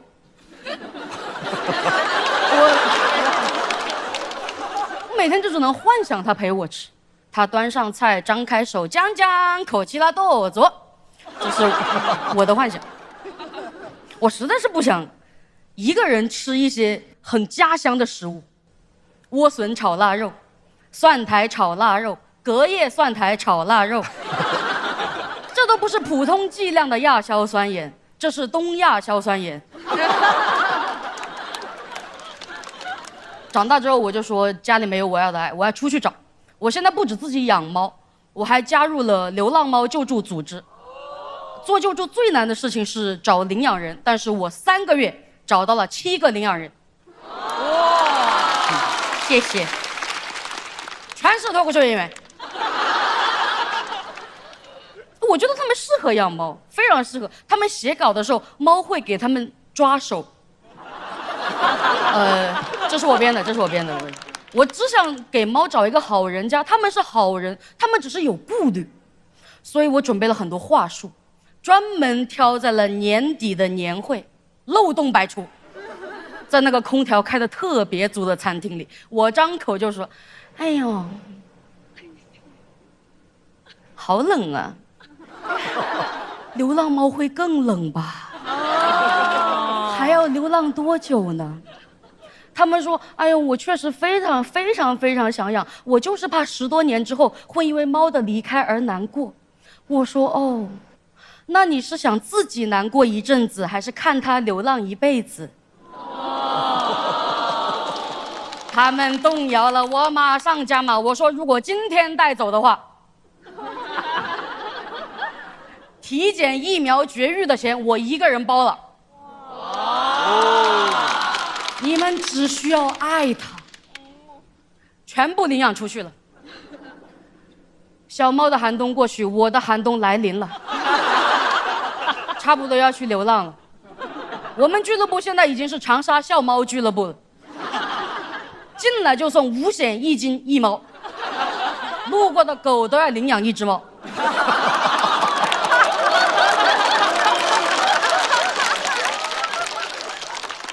我没有强迫大家非要带回家养，比如说谭湘文，他因为猫毛过敏没办法，我就让他养在他爸妈家，养不了就给个面儿。我真的相信他们。我见过很多不靠谱的领养人，深有体会。前阵子我的老家来了4只小猫，避雨，我妈妈拍照问我怎么办，我说你先养半个月，因为我非常放心，我非常了解它的养育方式，做早饭，做晚饭，然后不出现，非常适合养流浪猫。结果第1天我们就产生了激烈的分歧，他给那些猫做了一锅鱼头、鱼子、鱼泡。我说不会明天要做费大厨辣椒炒肉吧？后天做隔夜辣椒炒肉。他的理由很简单，都是因为猫爱吃鱼。我说它不吃辣，吓得我给他寄了一袋猫粮。他又问我，他说多久加一次水？我说1天加一次。他说那是不是还要做绝育呢？多久做一次绝育？我说做的够绝就只有1次，做的不够绝那就做的太绝了。然后我的妈妈按照我的 SOP 养了1个月，然后那一窝猫一窝蜂的跑了。因为我的妈妈从来也不亲近猫，她也不陪伴猫，她却想手抓猫做绝育。我说完蛋了，完蛋了，全跑了，全跑了。我的妈妈终于说实话，她说：“哎呀，我本来也不喜欢猫，为了你才养的，为了我，好肉麻呀！30年，这是我妈妈说过最肉麻的话。好阴险的一个人，把爱藏在猫后面，他猫在猫后面。”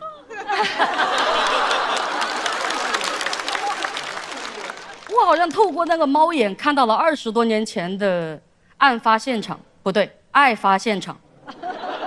我看见我每天10点钟睡，他没回来；6点钟起，他已经出门了。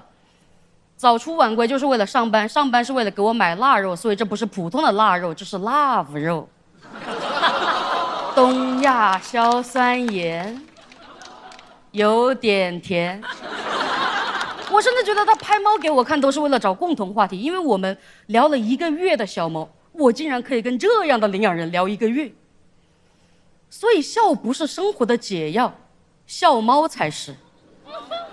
我们这么多年一直是隔着什么才能说上话，所以我现在隔着屏幕真的很想跟他说一句：妈妈，你真的把猫养得好差，你养我3窝猫都跑了，怎么会这样？当然我现在知道你没有做错什么，你养的猫也会回来的，只不过它现在还在上海比赛。喵喵，谢谢。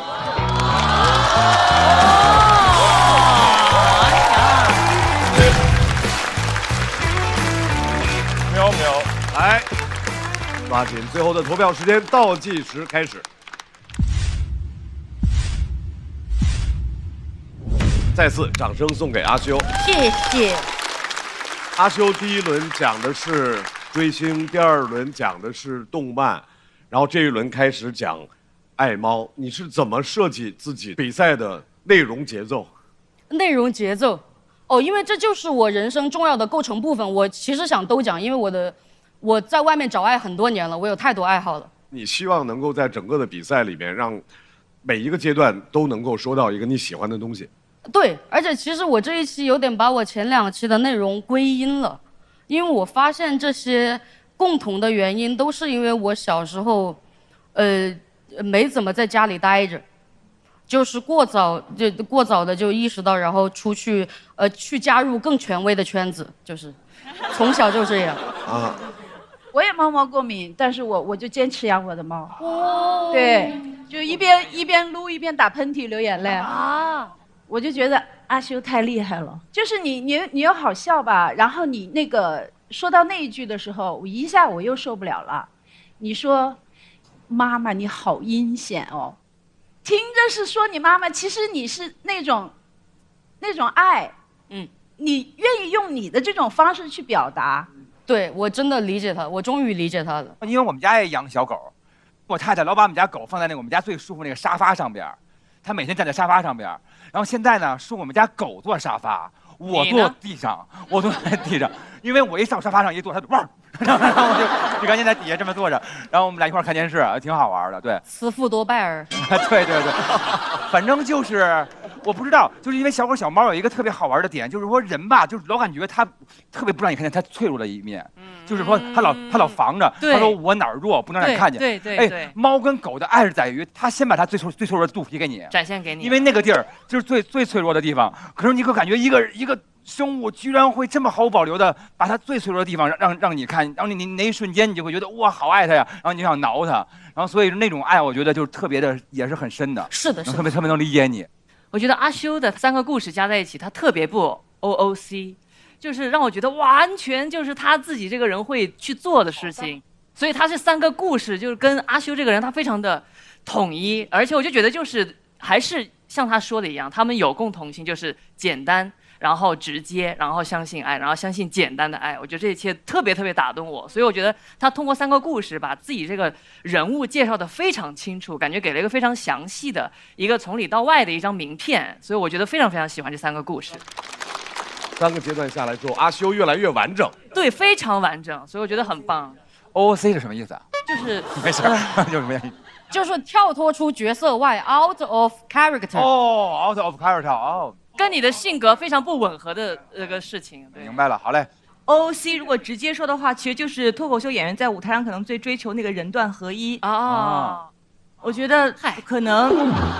阿修，我刚才费什么劲儿？但你说的特别好。其实说的有时候正面跟反面的意思同样，但是角度是不一样的。你看，比如阿修讲的动漫、讲追星、讲养猫，如果是你有同样的经历的话，你很容易带入；但万一你没有同样经历的话，因为他本身就是这样的一个人，他很容易把你带入那个情境，对他的说服力就会变大。对，关键是无论是动漫还是养猫还是追星，它的内核其实是爱。而爱是放之四海皆准的一个主题，所以为什么每次阿修一上，你会觉得这个人很可爱，你瞬间进入他可爱的世界？我觉得谢谢阿修，谢谢你的可爱和爱，感谢你，感谢你，我也爱你。那好多年了，我之前是只捐款，然后我现在是有在身体力行的把猫直接送到别人家，然后带着它去做就跑遍宠物医院这种事情。还有就是领养不出去的猫猫，暂时就放在宠物医院，然后我们也说是保持联系的状态，差不多1年多。我现在不太想说是我救助了他们，因为他们本身也属于这个世界，我只是在现有的环境下帮他们找一个爱他们的家，不会受伤害的家，配得上他们信任的家。我希望小动物们都能活下去，我希望等到那个时候。人类是大猫，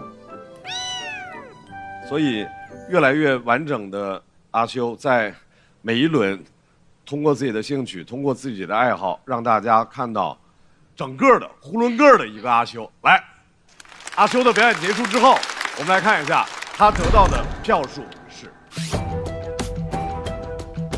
投票的都在找我领猫啊！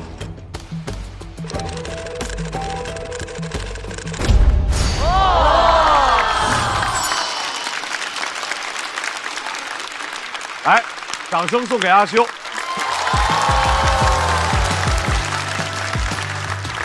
马上就在一起队派出他们的最后一位表演者，热烈掌声欢迎步惊云。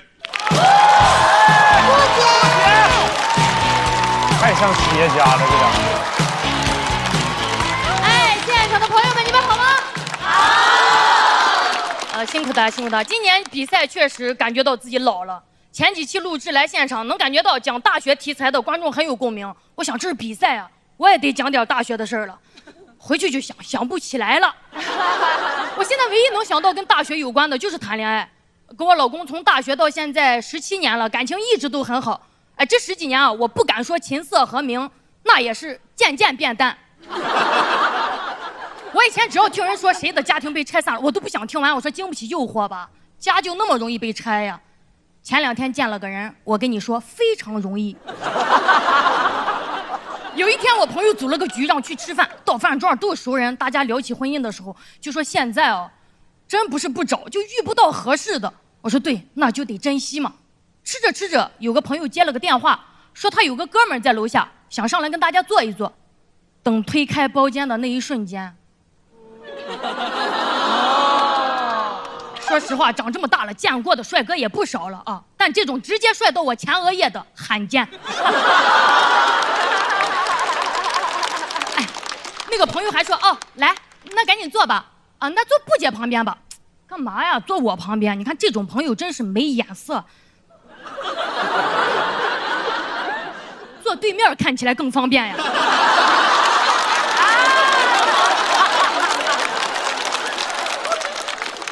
那个帅哥拉开凳子准备往下坐的那一刹那，我闻到了一股淡淡柠檬皂的味道，大脑一片空白，拿着筷子就开始喝汤了。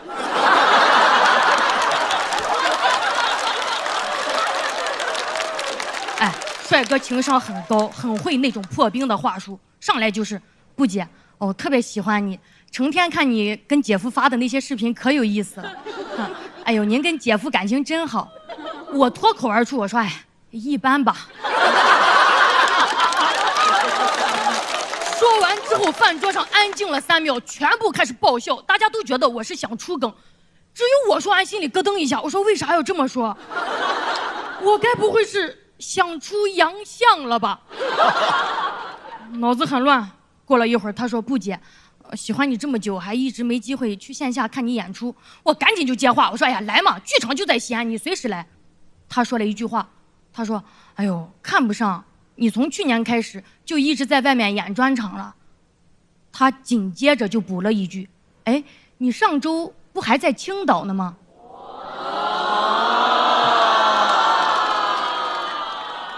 朋友们，这句话看似在聊天，实则是勾引。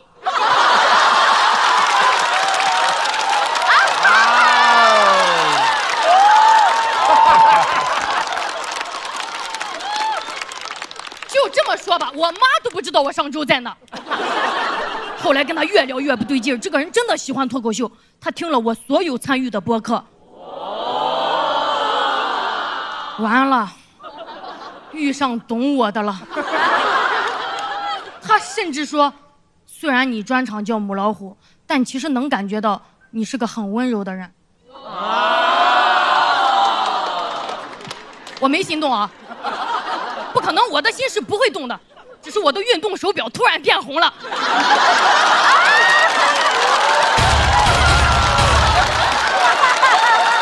太牛了！表坏了，肯定是表坏了，我怕他警报，赶紧就摘了。运动手表突然数据异常是会自动拨打120的，你说万一真把医生喊来，医生冲进包间问救哪个，我咋说？我说赶快把他拉走，救救我的家庭。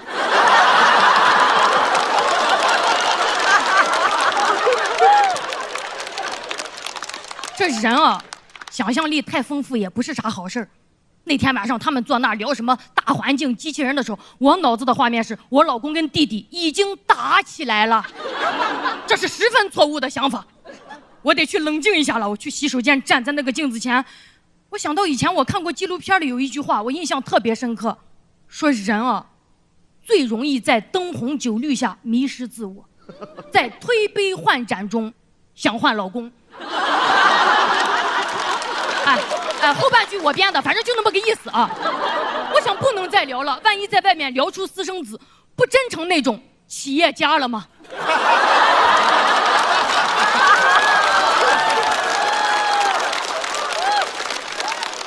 等我冷静完回到饭桌上，他们说吃完饭不尽兴，要去附近 KTV 唱歌，我拒绝了。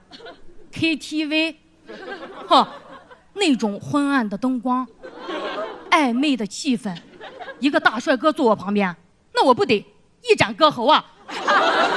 我赶紧说啊，那你们去唱吧，我还有点老公，我得先走了。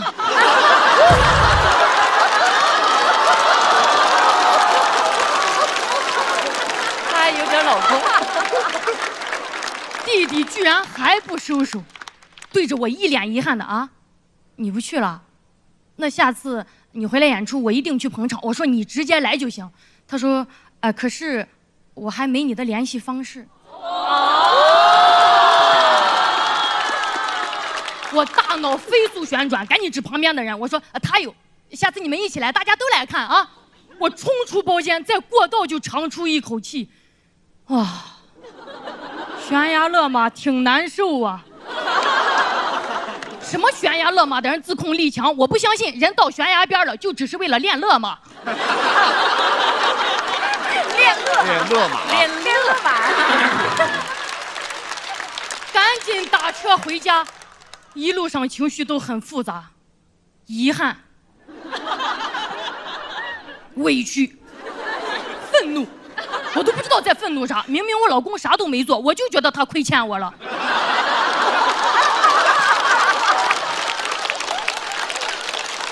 这个好好呀，很人性。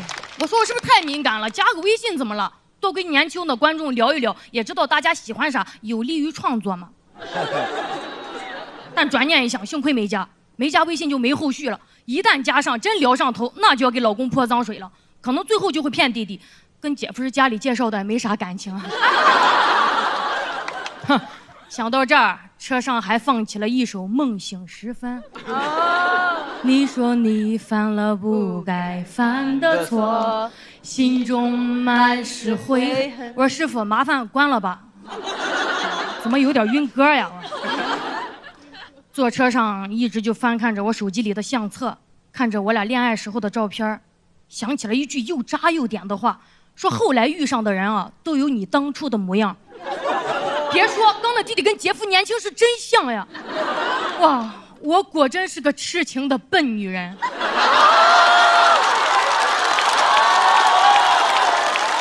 好厉害啊！哎呦，可爱死了。回到家晚上1点多了，姐夫还在小区门口等我。刚下车给我吓一跳，我说：“哎呦，你咋一下这么老了？”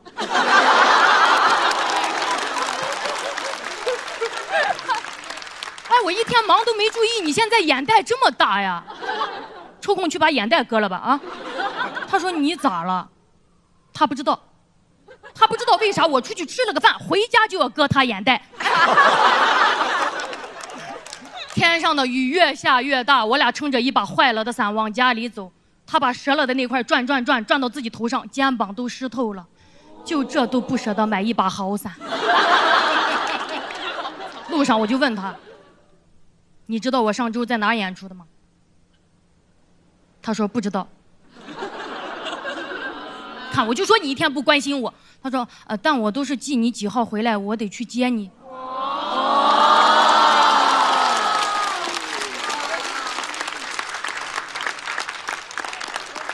他说完这句，我脸颊一下就湿润了。我说宝贝儿，以后买把好伞来接行吗？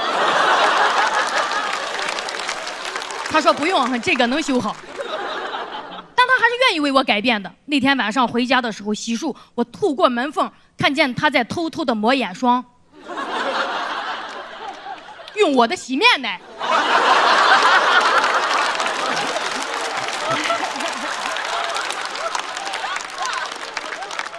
有人听了说：“哇，不姐，你真的是爱姐夫啊！你有原则，你为了姐夫都守住了自己的底线。”我说：“哎呦，什么爱不爱的？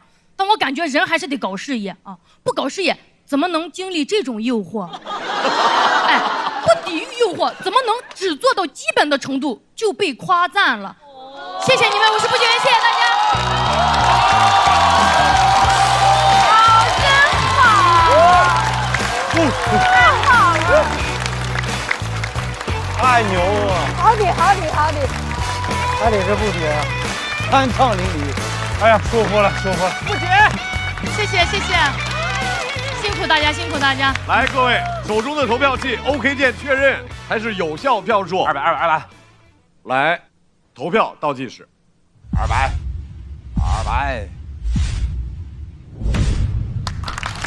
谢谢大家，谢谢大家。大老师一直在喊着200。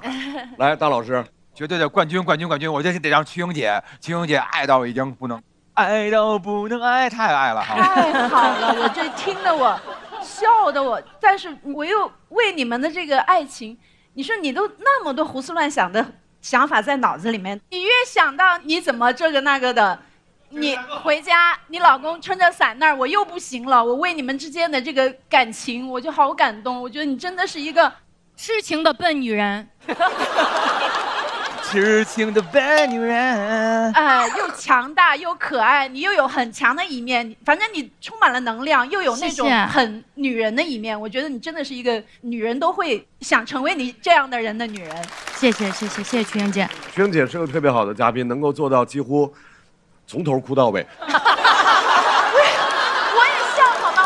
我是感动。是的，又笑，然后又该哭的时候就湿润。你就会因为这些美好的感情，你会感动啊，对不对？对，我在听的整个过程之中，感觉我自个儿，幸亏我很少出去混任何局，我没有经历过什么太多的，我都是压得极狠无比。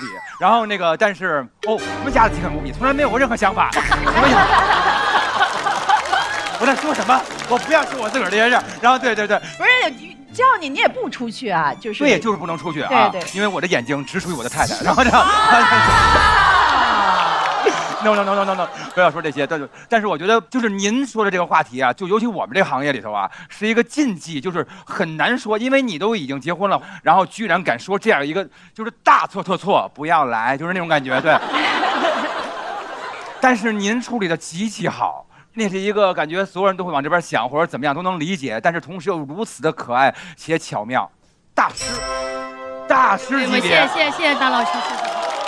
我觉得“王”这个字儿已经配不上您了，您比王还多了一点儿。您是个玉，现在您是个玉，您是一个玉，太厉害了啊，真棒！就感觉不解的她每个笑点都像漂移一样，就你刚过去，就是给你的那个笑点又在另外一个方向去了，所以听完就感觉很极致的开心，而且这个极致的开心在这个故事当中会极致很多次，所以就每次听不解的这个脱口秀都很享受，非常喜欢。谢谢周深，谢谢周深老师。步惊云现在绝对是有王者之风。就好像没有舞台他掌控不了，没有人心他赢得不了。然后他最可贵一点，他有一种责任感或者使命感吧，就是他想代表很多人去表达。他刚刚讲那故事其实很大胆，就是人要直视自己内心的欲望。但是情感这种事当然是论心的，但是在具体的关系当中，很多时候你是要论迹不论心。他讲的所有一切是我们一个人在脑子当中可能会有过的一个念头，但它并没有发生。可是他很勇敢地把它表达出来，关键方法又很高级，点到为止。是的。我觉得很期待他之后的更多的很好的表现，太牛了。谢谢卢玉姐，谢谢卢玉姐。不姐就是已经幸福到了一种对我们毫无参考价值的程度，所有的幸福都没有参考价值。就是他会说，姐夫确实是一个很顾家的人，是吧？就是有时候闹别扭还会一边流泪一边给不姐缝扣子。哎呦，这个也太顾家了，这一边哭一边缝扣子呀。所以步惊云这次的表演其实是一个非常非常感人、非常非常幸福的一个内容。再次掌声送给步惊云。4位回到台上。看了步惊云的分数，同时就会看到就在一起他们获得的总分。步惊云获得的票数是196，186，来个满分吧，行吧？肯定得破200。201。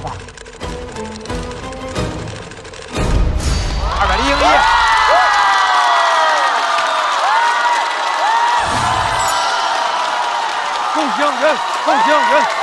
哇！因为这个太难说了，真的棒！冠军！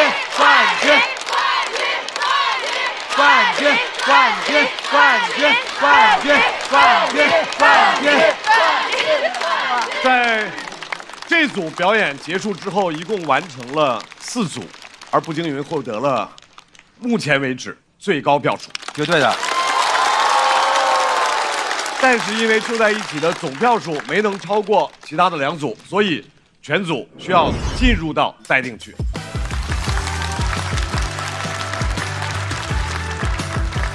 大家对于自己的表现是满意的吗？我们组现在只有一个最大的面子，就是嘿，我们步姐是全场最高票，嘿。哎，我是全场最低票。没有，不要这么说。跨界能走到第3轮，已经是历史罕见了。对吧？这个赛段其实就到这儿就结束了嘛？有没有想对队友特别想说的话？但我觉得大家都有成长就挺好的，而且相遇真的是一种缘分，要不然我不可能跟白小白跟小杜有什么交集。哦，睡觉前经常喊你啊。以后睡觉前都会喊小杜小杜。也对，因为大家知道现在就是做表达是很危险的一件事儿，我也是希望在接下来的道路里坚持自己的表达。如果谁骂你们呢，就告我，我再骂回去。希望他们越来越好，专场大卖，演唱会大卖。对，好，那最后了，就是最后一次，我们在这个空间里面喊一次我们的队名和口号。我们的队名是就在一起，就在一起，谁让我们相遇？以后的日子我们一起相依。 OK， 就这样。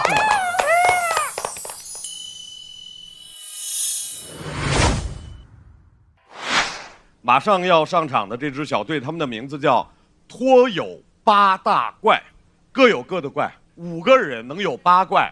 我们是托友8大怪，耶，怪，男女老少，高矮胖瘦，我们都有。怪，我就感觉是大家就组合在一块，就感觉一下子齐了，齐了。齐了之后就感觉有种向前想冲的欲望，一家老小向前冲。感觉这个风格。但我真觉得每次见到海波，我就想给他点啥，不然就不好意思见他。送了人参，我送了一根人参。那你们当时组到一起之后是一个什么样的感觉？没感觉，他有点感觉。你有感觉了？你有啥感觉？感觉有种归位的感觉，归位，众神归位，对，感觉圆满了，圆满了。马上我们要上场的这位朋友，今年脱胎换骨，有请怪高的吕博伟。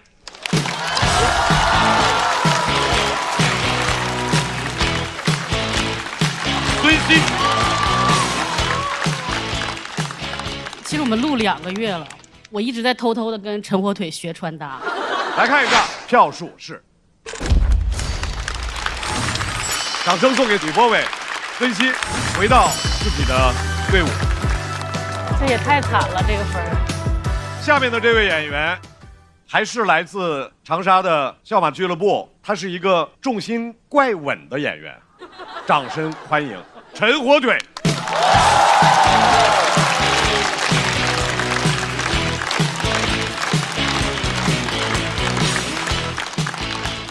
谢谢大家，大家好，我叫陈火腿其实很感谢大家还在持续看我们脱口秀，因为前2轮节目比赛啊，我讲的都是关于我个子矮的段子，大家都笑挺开心的。结果总导演找到我说，他说：“腿子，你第3轮再也不能讲矮的段子了嘞，你也没有那么矮。”我心想，观众笑的时候不是这么想的。而且我矮了30年了，讲2篇他就不让讲。然后我看了一下这总导演，1.6米几的男的，怪不得不让我讲。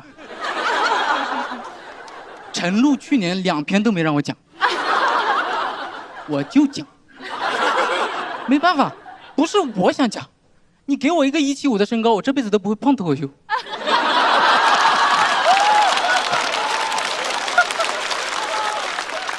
你看我幻想都只敢幻想175。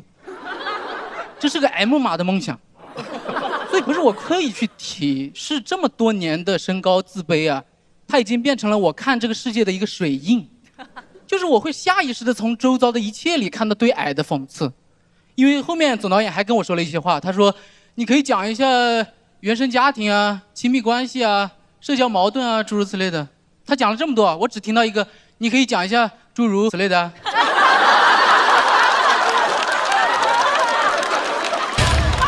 拍了，这，what， 太厉害了，太敢说了。而且不只是矮，我身材比例还差。因为之前有人问过我，他说你穿裤子为什么不通过提高腰线来拉高这个身材比例显高一些？我说因为会卡裆啊。你有没试过吗？而且那么费劲就显高那么一点点，怎么？我是想听别人跟我说什么？你才165啊？不可能喽！你看上去怎么都有166。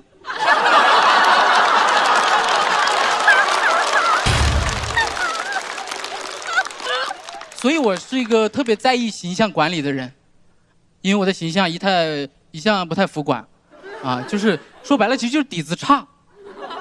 如果你放任这个形象，你不去管理的话，底子能差到什么地步呢？就前2-3年吧，有一段时间我比现在这个样子胖个20来斤，也不修边幅。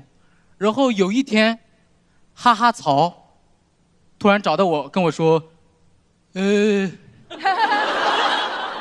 那边功夫胖，有个那个新歌的 MV 想指定你演一下。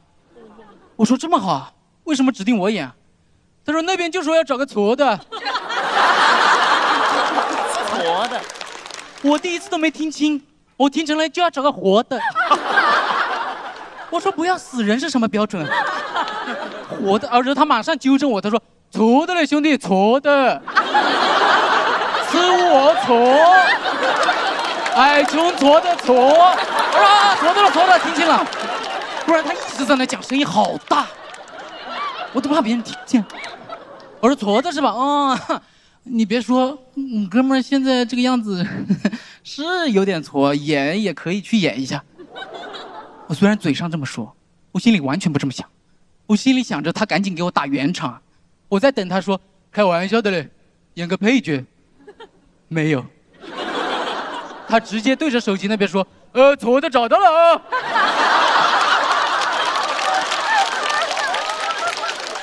矬的，哦我的妈！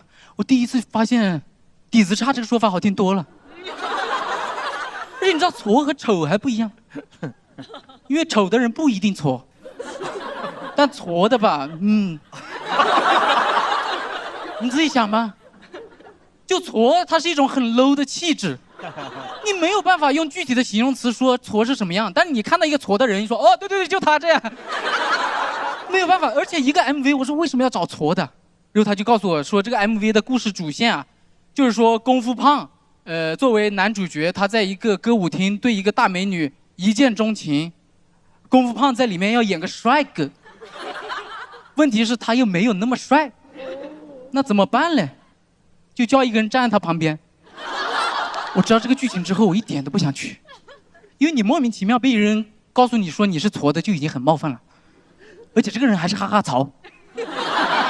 我心想他未必不矬啊，我比他还矬，所以看出来吧，就算再幽默的人都不愿意承认自己矬的，不然哈哈曹他脱口秀讲那么好，他都不讲了，跑去参加什么魔力哥先生，瘦了几十斤呢，还看不出来，连他都想当帅哥了。所以我跟你们说，你们提防这点吧，你根本就不知道爱豆圈现在混进来一些什么货色。但是我已经答应他了，怎么办呢？你只能硬着头皮去啊！我心想，我口头上拒绝不了，那我就去到那个片场，等那边剧组拒绝我吧，我让他当众打脸。所以去试镜那天啊，我在家特意洗了个澡，我平时也洗的，那天白天就洗了。洗完澡之后，换了一身全新的衣服，敷了面膜，开始抹素颜霜。我边抹边在那想，矬的是吧？矬的啊！我跟你说，哥们儿平常也就是不打扮。那万一打扮完了去到片场，那个导演说了找矬的，这么帅我怎么拍？我说那就没有办法了啊。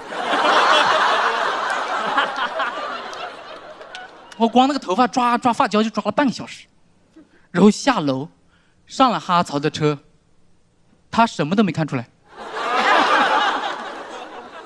我坐在车上，我都有点忍不住，我在那里问了，我说你没发现哥们跟平常有什么不同吗？然后他开着车瞟了我一眼。哦，哎，我也油性头几天不洗是这样的嘞。我就不想讲话了，然后他开始主动找话聊，他说跟你讲实话喽，最开始这个剧组说要找矬的，哥们第一个讲的就是你，我说不想听这个。哎呀，看出来你不太想演喽。不想利用自己的天赋了，所以我又找了我另外一个朋友。我讲实话，他也蛮挫的。我说那为什么最后还叫我？导演组看了，他说他1.7米太高了，要找矮矬。我说你开车吧你。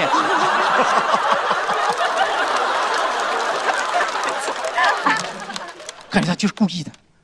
然后去到那个片场，还没进去啊，就听到里面那个对讲机在那喊：“不够嘞，下一个，不够。”然后你就看到那个角落里啊，站着一堆落选的，矬的。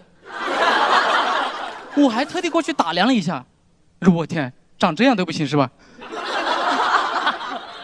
那我肯定也白搭了。我就把包放到那里，我心想我等一下试完镜出来拿了就走了。我就走进了那个片场。我刚走进那个片场，你知道那个导演说什么吗？他都不是说就你了，他说的是叫他们都过来看一下。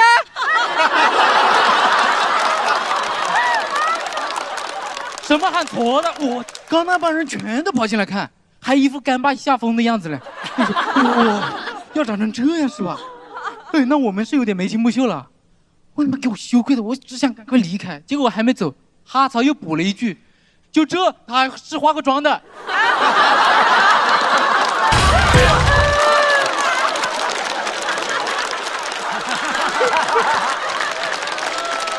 没见过矬的嘞，一帮帅哥真是。我很难受，但是导演很开心。他开心那个嘴脸，我看着都有点丑陋了。他一直看着我，一边夸哈哈曹，就好像我长成那样是他的功劳。一直在那夸嘞，你知道吧？在那夸的你，哎呦，还是哈老师厉害嘞。我们找了2个月没找到这样的，还是你们矬的会找矬的嘞。讲这么多吧，谢谢大家。讲得真好。陈浩森哪回暴露的特精？抓紧最后的投票机会，倒计时。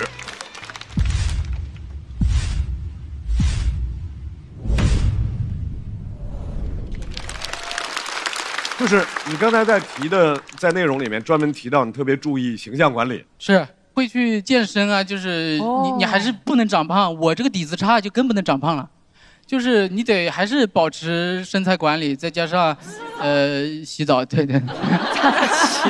男生其实爱干净就已经胜过很多人了，就是稍微再穿一些适合自己的衣服，我觉得就差不了太多了，就不是说非得追求特别那种靓丽的形象。哇塞，这好像妈妈对自个儿子说的话呀。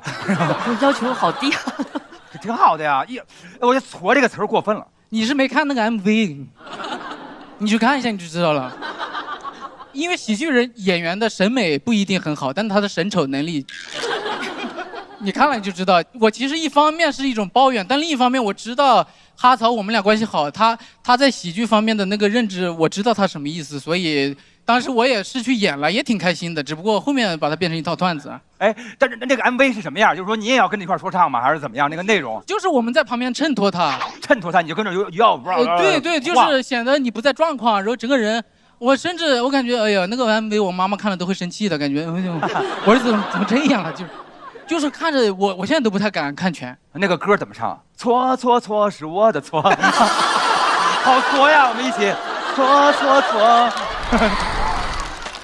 给我的一个感受就是，可能生活中没有什么是绝对的，就生活中可能是一个弱点，在舞台上绝对是一个特点。我好奇，如果是全部5轮的话，能不能就这一个主题？有。太好了。所有的一切，所有的不同的都是一个视角，不管是中专还是身高，都可以是个视角。其实我就是这个意思，因为我讲了3年，我才敢讲自己矮，所以这个东西接受起来其实有点难。后面讲了之后，发现你讲的所有东西都会带有这个东西的烙印，这是真的。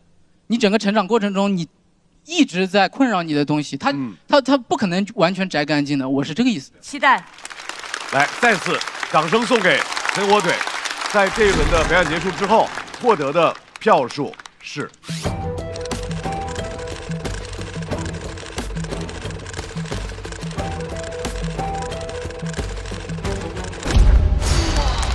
来，掌声送给火腿。一开始旁边给我打电话，他用长沙跟我讲的，说找几个下泥巴，烂泥巴，找几个烂泥巴过来，其实更难听，比错还难听。他已经是美化过的版本了。如何与你般配？我的唱片对街边摊位，而你的钻石摆在专柜。我们时差难分难美，我还在床上酣睡，你早已拿着咖啡走进单位。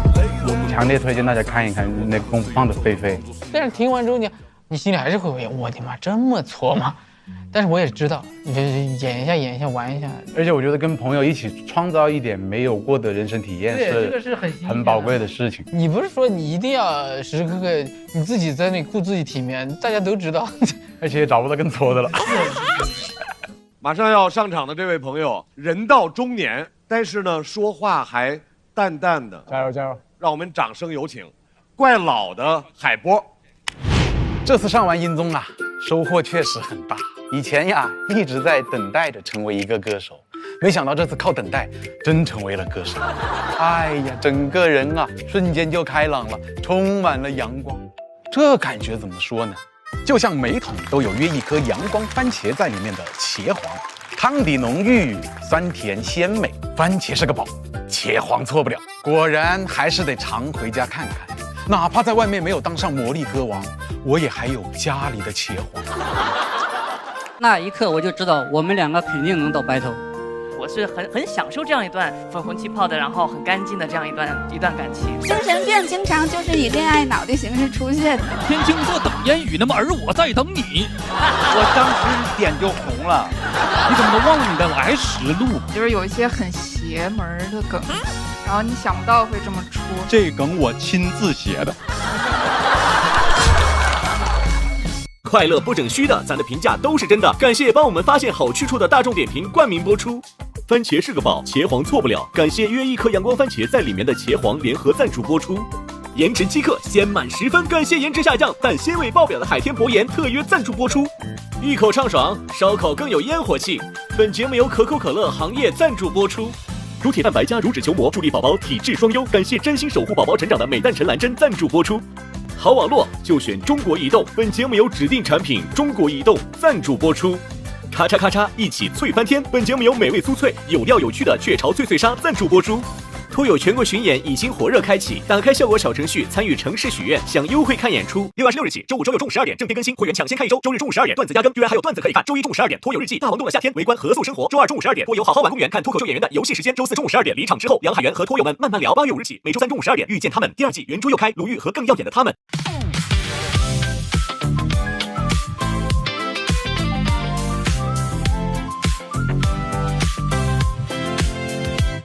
又带着冷笑话出现，幸好只有我懂你的笑点，不用解释，一个眼神到位，不用装完美，做自己才最宝贵。哦，拜托拜托，暂时忘掉一切，想记住你嘴角上扬瞬间，不用想明天还很遥远，不知不觉又和你聊到凌晨3点。哦，烦恼往外跑，今夜有你们真好，这是我们的约定，祝你今夜过得开心，就要朋友朋友，哦朋友，就要和你聊一整宿，就让笑声传遍海洋。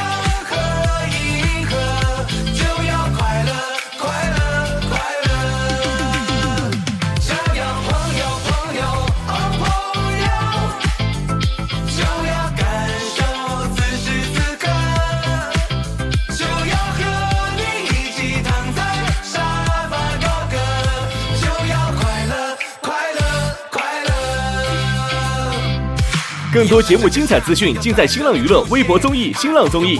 感谢丽丽城传媒、天气通、新浪新闻、腾讯娱乐对本节目的大力支持。感谢指定问答社区知乎的大力支持。上知乎参与脱友3问题讨论，参与知乎剧综圈子活动，解锁惊喜好礼。感谢独家播客合作平台小宇宙。想继续听脱口秀演员们台前幕后的真实故事，上小宇宙 APP 搜索脱友3特别企划，一起听见喜剧人的唠柳局。感谢脱口秀和他的朋友圈水果汤泉对本节目的大力支持。